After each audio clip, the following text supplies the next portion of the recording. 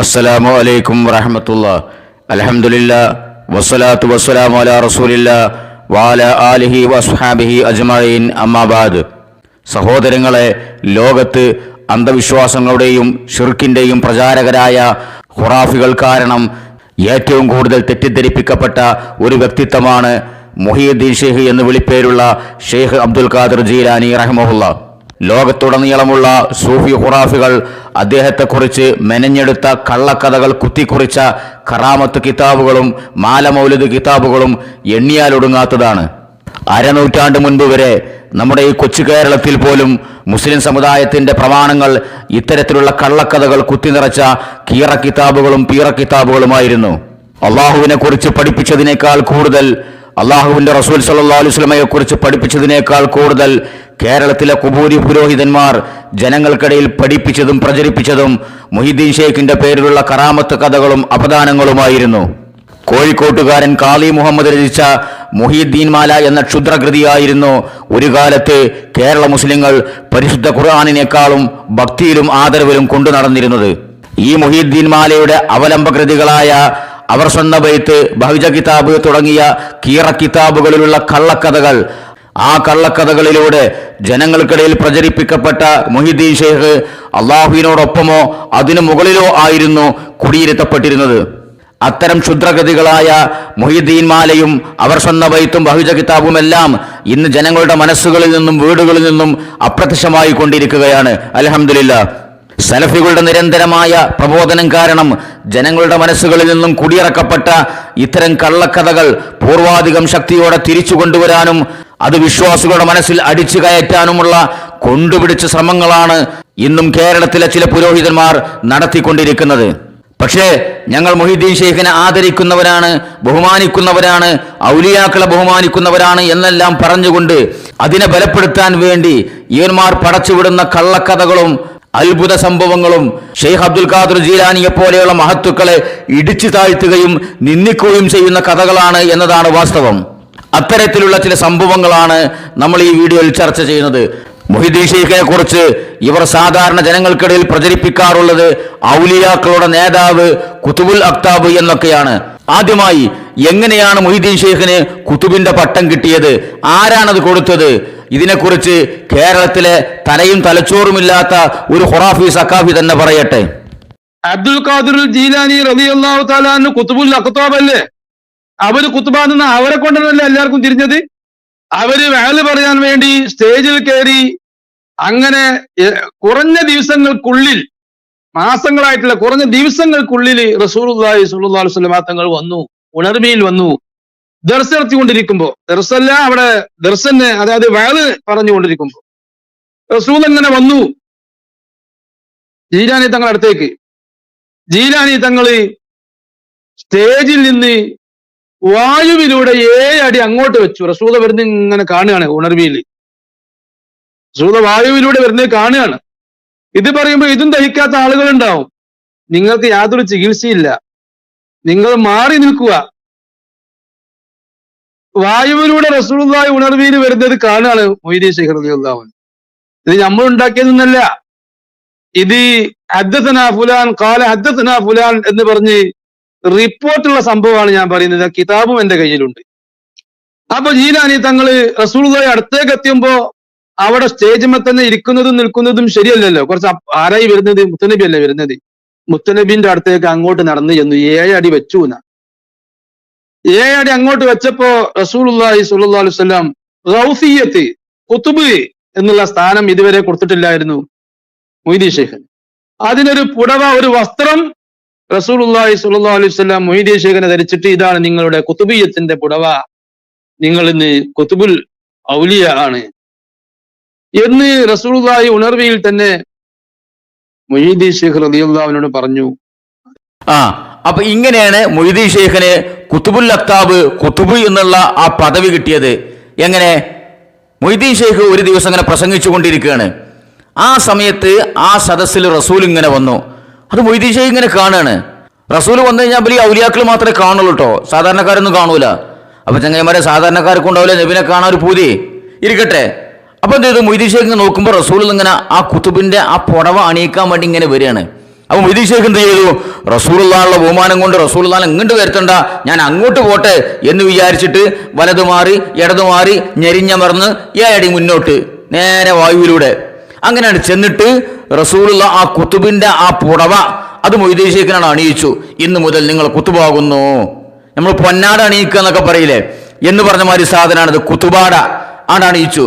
അന്ന് മുതലാണ് Moideen Sheikh കുത്തുബുൽ Aftab, കുത്തുബ്, gaurs എന്നൊക്കെ സ്ഥാനപ്പേരിൽ അറിയപ്പെട്ടത്. ഇത് റസൂലുള്ള കൊടുത്ത സ്ഥാനാണെന്നാണ് ഈ നമുക്ക് പറയുന്നത്. ഒരു തെളിവുണ്ട് എത്ര ഓൻ്റെക്കല്. എന്താ തെളിവ്? ഏതോ കീറ കിതാബിൽ ഏതോ ബനപ്പുഴ ഖുറാഫി എഴുതി വിട്ടിട്ടുണ്ടാവും. ഇവന്റെ മൗലൂദിൽ ഹുസ്നൈൻ ഉണ്ടല്ലോ, വേറെ കീറ കിതാബ്, അതുപോലത്തെ ഒരു സാധനം ലോകത്ത് മൊത്തം ഖുറാഫികൾ ഉണ്ടല്ലോ, അതുപോലത്തെ സാധനങ്ങൾ. അതിൽ പറഞ്ഞിട്ടുണ്ട് എത്ര എന്ത് ഹദ്ദസനാ ഫുലാൻ ഖാല ഹദ്ദസനാ ഫുലാൻ എന്ന് പറഞ്ഞാല് ഏതോ ഒരു ഫുലാൻ, ഏതോ ഒരു മോന്റെ മോൻ പറഞ്ഞു, അഡ്രസ്സും പേരൊന്നുമില്ല, അങ്ങനെ പറഞ്ഞിട്ടുണ്ട്. അതാണ് അതിന് തെളിവ്. നിർവം പറയാണ് എന്ത്, ഇത് പറയുമ്പോ ഇതും ദഹിക്കാത്ത ആളുകൾ അങ്ങ് കൂട്ടത്തിലുണ്ടാവും. ഉറപ്പല്ലേ? ദഹിക്കുന്ന ആൾക്കാരാരാ? ഇവന്റെ കൂടെ മുമ്പിലിരിക്കണ 10 12 ഒരു എണ്ണ ഉണ്ടാവും, തലയും തലച്ചോറില്ലാത്ത ഓലാണ് ഇപ്പൊ ദഹിക്കുന്ന ആൾക്കാർ. ബാക്കിയുള്ള പൊതുസമൂഹത്തിനും സലഫികളുടെ ഏതായാലും മാറ്റി നിർത്തിക്കാളി, പൊതുസമൂഹത്തിനും ഇവരെ കൂട്ടത്തിൽപ്പെട്ട, ഇവരെ മഹല്ലിൽപ്പെട്ട, ഇവരുടെ പ്ലാറ്റ്ഫോമിൽ നിൽക്കുന്ന 95% ആളുകൾ ഇത് ദഹിക്കാത്ത ആൾക്കാരാണ്. അതാണ് ഇവരെ പ്രതിസന്ധിയും. എനിക്ക് വരും ഇൻഷാ അല്ലാഹ്, ഇരിക്കട്ടെ. അപ്പൊ അങ്ങനെയാണ് മൊയ്തീൻ ശൈഖ് കുത്തുബുൽ അക്താബായത്. കുത്തുബുൽ അക്താബായതോട് കൂടി എന്തായി, പിന്നെ മൊയ്തീൻ ശൈഖിന് വേറെ പവർ വന്നു. ഖിയാമം വരെയുള്ള ഔലിയാക്കളെ, ലോകത്തുള്ള എല്ലാ ഔലിയാക്കളെയും ഔലിയാക്കി നോമിനേറ്റ് ചെയ്യാനുള്ള അധികാരം പിന്നെ മൊയ്തീൻ ശൈഖിനാ. കേട്ടോളി, മൊയ്തീൻ ശൈഖ് ഖിയാമത്ത് നാൾ വരെ വരാൻ പോകുന്ന ഔലിയാന്റെ ഒക്കെ അവരൊക്കെ നിയന്ത്രിക്കുന്ന, അത് നോമിനേഷൻ ചെയ്യുക, ഔലിയാനെ നോമിനേറ്റ് ചെയ്യുന്ന പരിപാടി ഉണ്ട് ഔലിയാന്റെ പറ്റി പറയുന്ന കിതാബിലൊക്കെ ഉള്ളത്. ആ നോമിനേറ്റ് ചെയ്യാനുള്ള അധികാരം മൊയ്തീൻ ശൈഖിനാണുള്ളത്. കേട്ടല്ലോ? അപ്പൊ അതാണ് കാര്യം. ഒരാൾ വലിയ അകലെങ്ങനെ, അത് ഒരാളുടെ സുന്നത്തും ഫർളും ചെയ്ത് അള്ളാഹുലേക്ക് അടുക്കുമ്പോഴൊന്നല്ല, അത് മൊയ്തീൻ ശൈഖ് നോമിനേറ്റ് ചെയ്യണം. ഇവിടെ ഒരാള് അള്ളാഹ് പറഞ്ഞ കാര്യങ്ങൾ അനുസരിച്ച് ജീവിച്ചാൽ, ഫർളായ കാര്യങ്ങൾക്ക് പുറമെ സുന്നത്തായ കാര്യങ്ങൾ മുഴുവനും ചെയ്ത് ജീവിച്ചാൽ, ഹറാമുകൾ ഒഴിവാക്കുന്നതിന് പുറമെ കറാഹത്തുകൾ പോലും ഒഴിവാക്കി വളരെ സൂക്ഷ്മമായി ജീവിച്ച് അള്ളാഹുവിനെ ഭയപ്പെട്ട് ജീവിച്ചാൽ അയാൾ വലിയാകാം. പിന്നെ എന്തിനോട് മൊയ്തീൻ ശൈഖ് നോമിനേഷൻ ചെയ്യണത്? ഇതെന്താ ഇലക്ഷനോ? ഇപ്പൊ പഞ്ചായത്ത് ഇലക്ഷൻ വരാൻ പോവുള്ളൂ, നോമിനേറ്റ് ചെയ്യാം. മൊയ്തീൻ ശൈഖ് ഇങ്ങനെ ലോകത്തുള്ള ഓരോരുത്തരങ്ങ് തെരഞ്ഞു പിടിച്ചിട്ട് മൂപ്പർക്ക് ഇഷ്ടപ്പെട്ട ആൾക്കാരെങ്ങനെ, അള്ളാഹ് ഇയാള് ഔലിയാകാൻ പറ്റിയ ക്വാളിറ്റി ഉള്ള ആളാണ്, ഇയാൾക്ക് ഇന്നിയും ക്വാളിറ്റികളൊക്കെ ഉണ്ട്, ഇയാളെ ഞാൻ നോമിനേറ്റ് ചെയ്യുന്നു. അപ്പൊ അയാള് അവിടുത്തെ ഔലിയ. പിന്നെ കേരളത്തിൽ വന്നു കഴിഞ്ഞാൽ ഇന്നിയും അമുക്കുകളൊക്കെ ഔലിയാകാനുള്ള ക്വാളിറ്റി ഉള്ള ആൾക്കാരാണ്. എന്താ ക്വാളിറ്റി? ഇപ്പൊ നിസ്കരിക്കലില്ല, നിസ്കരിക്കുന്ന ആൾക്കാരെ നിസ്കാരം കൊളാക്കലുണ്ട്, നോമ്പ് നോൽക്കലില്ല, നോമ്പ് നോറ്റ ആൾക്കാരെ നോമ്പ് മുറിപ്പിക്കലുണ്ട്, സ്വന്തം പെറ്റത്തുള്ള സലാം പറഞ്ഞാൽ മടക്കലില്ല, തിരുമ്പലില്ല, കുളിക്കലില്ല, തൂറിയ ചന്തിയകലില്ല, ഈ വക ക്വാളിറ്റി ഒക്കെ ഉണ്ട്. എന്നാലും കേൾക്കട്ടെ, ഒരു ഔലിയ ഇവനെ ഞാൻ നോമിനേറ്റ് ചെയ്യുന്നു, അങ്ങനെ ആ ഓനും പിടിച്ച് ഔലിയാക്കി. എന്താണ് നിങ്ങൾ ഈ പറയണ മൊയ്തീൻ ശൈഖിനെ കുറിച്ച്? മൊയ്തീൻ ശൈഖ് നോമിനേറ്റ് ചെയ്താലേ ലോകത്ത് വലിയ ഉണ്ടാകുള്ളൂ. ഒരു വലിയ ആരാൻ തീരുമാനിക്കല അല്ലല്ലേ, അതിൽ മൊയ്തീൻ ശൈഖിന് എന്ത് റോളാണുള്ളത്? ഞാൻ പറഞ്ഞു വരുന്നത് സഹോദരങ്ങളെ, ഇത് മൊയ്തീൻ ശൈഖിനെ ചീത്ത പറയില്ല. ഇവരുടെ മാലകളിലും മൗലിദുകളിലും കീറ കിതാബുകളിലും പീറ കിതാബുകളിലും അതുപോലെ ഇതുപോലെയുള്ള കള്ള പുരോഹിതന്മാരുടെ വായാടിത്തങ്ങളിലും നിറഞ്ഞു നിൽക്കുന്ന മൊയ്തീൻ ശൈഖിനെയാണ് നമ്മൾ പോസ്റ്റ്മോർട്ടം ചെയ്യുന്നത്. മഹാനായ മൊയ്തീൻ ശൈഖും ഇവരും തമ്മിൽ യാതൊരു ബന്ധവുമില്ല. അദ്ദേഹത്തിന്റെ ജീവിതം വേറെ, ചരിത്രം വേറെ. ഇവരുടെ മാലകളിലും മൗലിദുകളിലും പീറ കിതാബുകളിലുള്ള മൊയ്തീൻ ശൈഖ് വേറെ, ആ ചരിത്രം വേറെ. അതിനെയാണ് നമ്മൾ പോസ്റ്റ്മോർട്ടം ചെയ്യുന്നത്. അപ്പൊ എന്താ, മൊയ്തീൻ ശൈഖ് നോമിനേറ്റ് ചെയ്യണം. ലോകത്ത് ഏതാളെ വലിയാകണേലും മൊയ്തീൻ ശൈഖ് നോമിനേറ്റ് ചെയ്യണം. അങ്ങനെയാണ് ഔലിയാക്കൾ ലോകത്തുണ്ടാകുന്നതാണ് ഈ ഹംകിങ്ങൾ പറഞ്ഞു വരുന്നത്.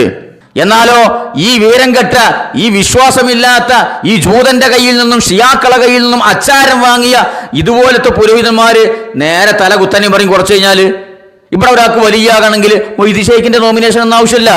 ഇവിടെ സിമ്പിൾ കാര്യമുള്ളൂ. വലിയാകാൻ യാതൊരു റിസ്ക്കും ഇല്ലാത്ത സ്ഥലമാണ് ഈ കേരളം. ഇവിടെ വലിയാകണം എന്ത് വേണം? ഇവലെ ഔലിയാക്കൾ എന്ന് പറയുന്ന ആരെങ്കിലും മൂട്ടിലും നടന്നാൽ മതി. കേട്ടോളി, മടവൂർ ശൈഖ് റളിയല്ലാഹു അൻഹുവിന്റെ അടുത്തേക്ക് ഒരു വ്യക്തി ചെന്ന് മടവൂർ ശൈഖ് റളിയല്ലാഹു അൻഹു പാല് കുടിക്കുകയായിരുന്നു. അന്നേരം അല്പം പാല് കുടിച്ചിട്ട്, ഒരു ഗ്ലാസ് പാൽ അല്പം കുടിച്ചിട്ട് ഇദ്ദേഹത്തിന് കൊടുത്തു. അദ്ദേഹം ആ പാല് കുടിച്ചു. ഉടൻ തന്നെ അദ്ദേഹത്തിന് മഅരിഫത്ത് കിട്ടുകയാണ്. അദ്ദേഹം അള്ളാഹുവിലേക്ക് ലയിക്കുകയാണ്. പിന്നെ അദ്ദേഹം ഒരു വലിയായി മാറി. അങ്ങനത്തെ എത്ര മഹാന്മാര്, അങ്ങനെ എത്ര മഹാന്മാരെ കൊണ്ട് ഇങ്ങനെ ചവിട്ടി നടക്കാൻ വയ്യ. അവിടെ നിറഞ്ഞു കവിഞ്ഞിക്കണി കേരളത്തില്. ഈ വക സകല അലവരാദികളും ഉള്ള മഹാന്മാരാണ്. എന്താ കാര്യം? മൊയ്തീൻ ഷേഖിന്റെ നോമിനേഷൻ ലെറ്റർ ഒന്നും കിട്ടേണ്ട കാര്യമില്ല. ഇവിടെ ഇങ്ങനെ മടവൂരിന്റെ മൂട്ടില് ആ പിരാന്തൻ മടവൂരുണ്ടല്ലോ, വട്ടനായ തലക്ക് വെളിവില്ലാതിരുന്ന ആ മടവൂരിന്റെ പിന്നാലെ നടന്നിട്ട് വലിയാക. എങ്ങനെ വലിയാക? ഒരാളിങ്ങനെ ചെന്ന് നോക്കുമ്പോൾ മടവൂർ പാലുടിച്ചു കൊണ്ടിരിക്കുകയാണ്. ആ പാല് കുടിച്ചതിന്റെ ബാക്കി ഇയാളും കുടിച്ചു. അതോടുകൂടി പെട്ടെന്ന് മൈരിഫത്ത് കിട്ടി, അള്ളാഹുലാണ് ലയിച്ചു. അതോടുകൂടി സഡൻലി ഔലിയായി. ഒരു റിസ്കും ഇല്ല വലിയാകാന്. മനസ്സിലായോ? അള്ളാഹുലാണ് ലയിച്ചത്രേ. വല്ല ശൈത്താനിലും ലയിച്ചിട്ടുണ്ടാവും. ചങ്ങായി പാലനല്ല മടവൂര് കൊടുത്തത്, അതോ പാലിന്റെ നിറമുള്ള വേറെ എന്തെങ്കിലും സാധനമാണോ ലഹരി ഉണ്ടാക്കണേ? അങ്ങനെ ഉണ്ടല്ലോ ചില സാധനങ്ങള്. അത് കൊടുത്തുകാണ്ട് തലക്ക് കിറക്കായിട്ടുണ്ടാവും. അപ്പൊ അങ്ങനെ ഞാൻ വലിയാന്നൊക്കെ മുമ്പിൽ തോന്നിയിട്ടുണ്ടാവും. ചുരുക്കി പറയാ, ഇതാണ് ഇവിടെ വലിയാകാനുള്ള പണി. ഒരു റിസ്കും ഇല്ല. മടവൂരിന്റെ അടുത്ത് പോവാ, അയാൾ പാല് കുടിക്കുകയാണെങ്കിൽ അതിന്റെ ബാക്കി തൊട്ട് നമുക്ക് വലിയാകി. ഇനി മടവൂർ ആ സമയത്ത് വല്ല ബിരിയാണി തിന്നൂട്ടിക്കോളി, അതിന്റെ ബാക്കി എങ്ങാനും തിന്നാലോ ചിലപ്പോ കുത്തുബുൽ അക്താബും കുത്തുബുല്ലാലമും മുദബ്ബുലാലമൊക്കെ ആവും ഇവിടെ. മനസ്സിലായോ? വളരെ എളുപ്പമാണ്. ഈ കേരളത്തിൽ ഈ വക ശൈത്താന്മാരെ കൂട്ടത്തില്ല വലിയെന്ന് പറഞ്ഞ് കോലം കെട്ടി നടക്കാന് ഒരു റിസ്കും ഇല്ല, ഒരു ഇബാദത്തും ചെയ്യണ്ട. അങ്ങനെ നടന്നാ മതി.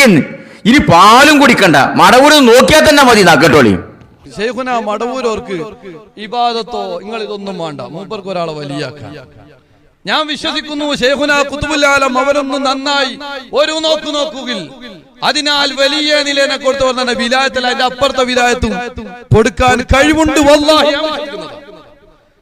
അപ്പൊ ഇത്രയുള്ള ചങ്ങായിമാരെ സംഭവം. നിങ്ങൾ ഒരു ഇബാദത്തും ചെയ്യണ്ട, നിസ്കരിക്കണ്ട, നോമ്പ് നോൽക്കണ്ട, ശരീരത്തിന്റെ ഒരു നിയമങ്ങളും പാലിക്കണ്ട, തോന്നിമാരി നടന്നോളി. മടവൂരിന്റെ മുമ്പ് ചെന്നിട്ട് മടവൂര് ഒന്നാണ് നോക്കിയാൽ മതി, അപ്പൊ തന്നെ ആള് വലിയാകുന്നാറുണ്ട്. നമ്മൾ നോക്കി പേടിപ്പിക്കുക എന്നൊക്കെ പറഞ്ഞില്ലേ, എന്ന് പറഞ്ഞ മാതിരി നോക്കി വലിയാക്കുക. അങ്ങനത്തെ ഒരു ടെക്നിക്കും കൂടി ഇവരേക്കുണ്ട്. അപ്പൊ മൊയ്തീൻ ഷേഖിന്റെ നോമിനേഷൻ ലെറ്റർ വേണ്ട, ഒന്നും വേണ്ട. മടവൂരിന്റെ പാല് കുടിക്കുക, അല്ലെങ്കിൽ മടവൂരിന്റെ മുമ്പിൽ ഇങ്ങനെ പോയിക്കുക, മുമ്പിൽ ഇങ്ങനെ ഉണ്ടാക്കൊണ്ടോ ഇങ്ങനെ തുറച്ചിങ്ങനെ നോക്കിക്കഴിഞ്ഞാൽ ഒറ്റ നോട്ടം നോക്കിയാൽ വലിയാവും. ഒന്നും കൂടി നോക്കിയാലോ, ഒന്ന് തുറച്ചു നോക്കിയാലോ ഔലിയാക്കളെ നേതാവും കുത്തുബും ഔസുവും മുദബ്ബിറുൽ-ആലമും കുത്തുബുൽ-ആലമും. ഇത്രയുള്ളൂ വലിയാകാനുള്ള സംഭവം. നമ്മൾ എന്താ വിചാരിച്ചത്? ഇസ്ലാം എന്താ പഠിപ്പിച്ചത്? ഒരാൾ അള്ളാന്റെ വലിയാകണമെങ്കിൽ അത് അള്ളാഹ്ക്കും. എങ്ങനാക്കും? അള്ളാഹു പറഞ്ഞ രീതിയിൽ ജീവിച്ചു കഴിഞ്ഞാൽ ഫർളും സുന്നത്തും എല്ലാം ജീവിതത്തിൽ പകർത്തി ഹറാമും കറാത്തും എല്ലാം ഒഴിവാക്കി സൂക്ഷ്മതയോടുകൂടി അള്ളാഹുവിനെ അനുസരിച്ച് ഭയപ്പെട്ട് ജീവിച്ച ഒരാളാണ് വലിയ. അതിന് കുറച്ച് റിസ്ക്കാണ് കാര്യം. ഇവരെ കൂട്ടത്തിലോ വലിയാകാൻ ഏത് ആണ്ടനും മടകോടനും അലവരാതിക്കും തെമ്മാടിക്കും വലിയാക. ആരാണോ ഇവിടെ ഔലിയാക്കളെ നിന്ദിക്കുന്നത്? ആരാണ് ഔലിയാക്കളെ സ്നേഹിക്കുന്നത്? പറ. സലഫികളാണോ അതോ ഈ ഖുറാഫികളോ? ആരാ ഔലിയാക്കളെ ബഹുമാനിക്കുന്ന ആൾക്കാര്? ആരാ ഔലിയാക്കളെ നിന്ദിക്കുന്ന ആൾക്കാര്? വലിയ എന്നുള്ള സങ്കല്പത്തിനെ ചവിട്ടിയെടുത്ത് ചെയ്യുമാര് തച്ചുടച്ചു. വലിയ എന്നുള്ള സങ്കല്പം, മുസ്ലിങ്ങളുടെ മനസ്സിലുള്ള സങ്കല്പം, ഒരു ആദരവുള്ള ഒരു മഹത്വമുള്ള സ്ഥാനമാണ്. ഇവന്മാരെ സംബന്ധിച്ചിടത്തോളം ഏത് യവന് എങ്ങനെ എപ്പോഴും എവിടുന്നും വലിയാക. ഇവലെ ഔലിയാക്കൾ എന്ന് പറയുന്ന ഈ ശൈത്താന്മാരെ മൂട്ടിലൊന്നും നടന്നാൽ മതി, ആ മൂട് മണപ്പിച്ച് നടന്നു കഴിഞ്ഞാൽ വലിയാകാന്ന ഈ പറഞ്ഞു വരുന്നത് ഇവരാണ് സമുദായത്തിന്റെ നേതാക്കന്മാര്. മനസ്സിലാക്കിക്കോ. കഴിഞ്ഞില്ല.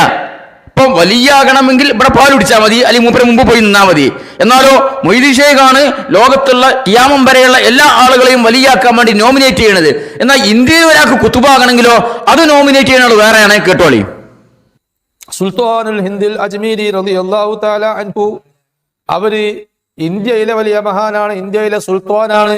അവർക്ക് കുതുബുൽ അഖ്താബ് എന്ന് പറയുന്ന പേരിന്റെ അർത്ഥം ഇന്ത്യയിൽ പല അഖ്താബികളും പല കുതുബ് സ്ഥാനമുള്ള പല ആളുകളും ഇന്ത്യയിൽ ഔലിയ വന്നിട്ടുണ്ട്.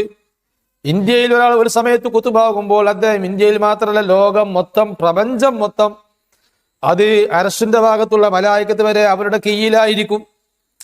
ഭൂമിയും ആകാശവുമെല്ലാം ആ കുതുബിന്റെ കീഴിലായിരിക്കും. അങ്ങനത്തെ വലിയ സ്ഥാനത്തായിരുന്നു സുൽത്താനുൽ ഹിന്ദുൽ അജ്മീരി റളിയല്ലാഹു തആല അൻഹു. പക്ഷേ സുൽത്താനുൽ ഹിന്ദുൽ അജ്മീരിയുടെ കാലശേഷവും അദ്ദേഹം ആ സ്ഥാനം ഒഴിഞ്ഞുകൊടുത്ത് പിന്നീട് അവരുടെ ശിഷ്യന്മാർ പലരും ആ സ്ഥാനത്തേക്ക് വന്നു.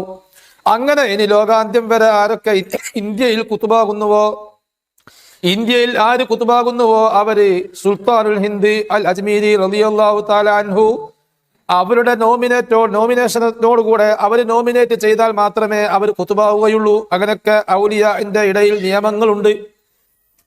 അജ്മീർ തങ്ങൾ ഖാജാ മുഈനുദ്ദീൻ അൽ ചിശ്തി അൽ അജ്മീരി റളിയല്ലാഹു തആല അൻഹു അവര് സ്വീകരിച്ചാൽ മാത്രമേ ഇന്ത്യയിൽ ഒരു വലിയനിക്ക് ഉയരാൻ സാധിക്കൂ.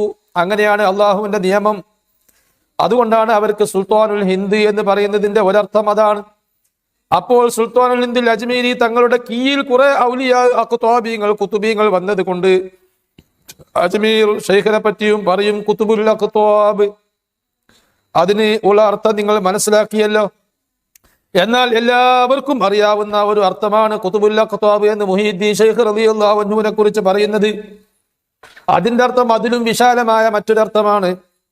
ലോകത്ത് സുൽത്താനുൽ ഹിന്ദിൽ അജ്മീരി അടക്കമുള്ള ആളുകള് അവരെ എല്ലാവരെയും കുതുബിയ്യത്ത് എന്ന് പറഞ്ഞ സ്ഥാനം ഏൽപ്പിക്കുന്നത് ആരാണ്? മുഹീദ്ദീൻ ഷെയ്ഖ് റളിയല്ലാഹു അൻഹു ആണ്.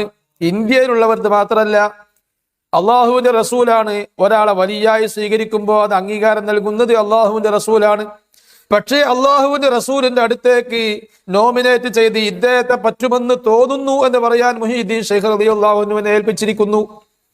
അതുകൊണ്ട് മുഹീദ്ദീൻ ഷെയ്ഖ് റളിയല്ലാഹു അൻഹുവിന്റെ കാലശേഷം ഇനി ഇസ്രാഫീൽ അലിഹിസ്സലാത്തു വസ്സലാം ഊതുന്ന ടൈം വരെയുള്ള ഔലിയാക്കളൊക്കെ മുഹീദ്ദീൻ ഷെയ്ഖ് റളിയല്ലാഹു അൻഹുവിന്റെ റെക്കമെൻഡ് വേണം. ഇന്ത്യക്കാരാണെങ്കിൽ സുൽത്താനുൽ ഹിന്ദിന്റെ റെക്കമെൻഡ് മുഹീദ്ദീൻ ഷെയ്ഖിന് കൊടുക്കും.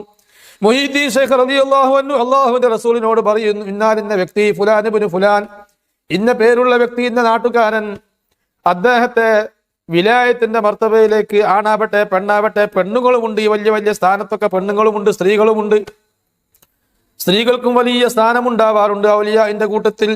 അടുത്ത കാലത്തൊക്കെ അങ്ങനെ ഉണ്ടായിട്ടുണ്ട് എന്ന് ഗ്രന്ഥങ്ങളിൽ, കിതാബുകളിൽ, ആരിഫീങ്ങളിൽ എഴുതി വെച്ചിട്ടുണ്ട്.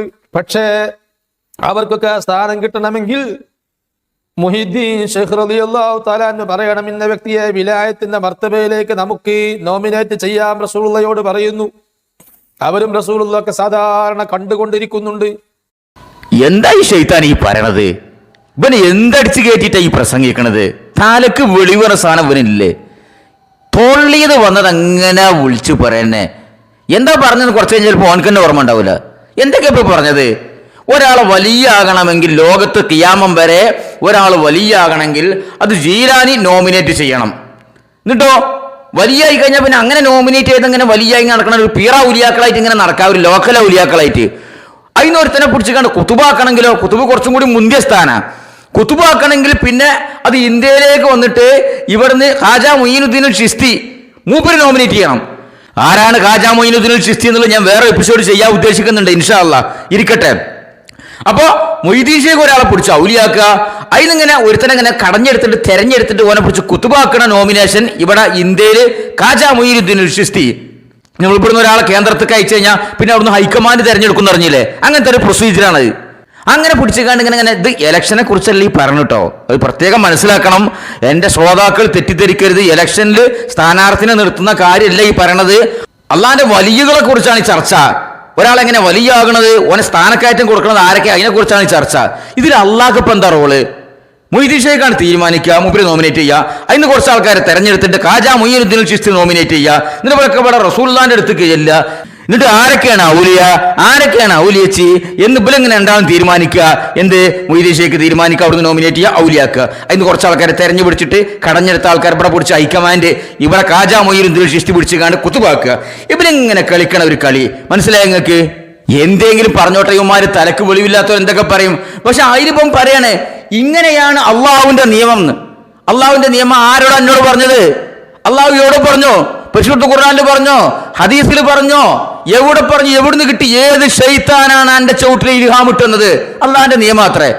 മൊയ്തീൻ ഷെയ്ഖും ഖാജാ മൊയ്നുദ്ദീനൊക്കെ പിടിച്ച് ഔലിയാക്കളാക്കലും കുത്തുബാക്കലും എന്തെന്തെല്ലാം തോന്നിയാസങ്ങളാണ്, ഹമാക്കത്തുകളാണ് ഈ വെള്ളപ്പിശാചുക്കൾ പുലമ്പിക്കൊണ്ടിരിക്കുന്നത്. സഹോദരങ്ങളെ, യുവമാരോട് ഈ ഭാഷയിലൊക്കെ സംസാരിച്ചാൽ മതിയോ? പറയേ.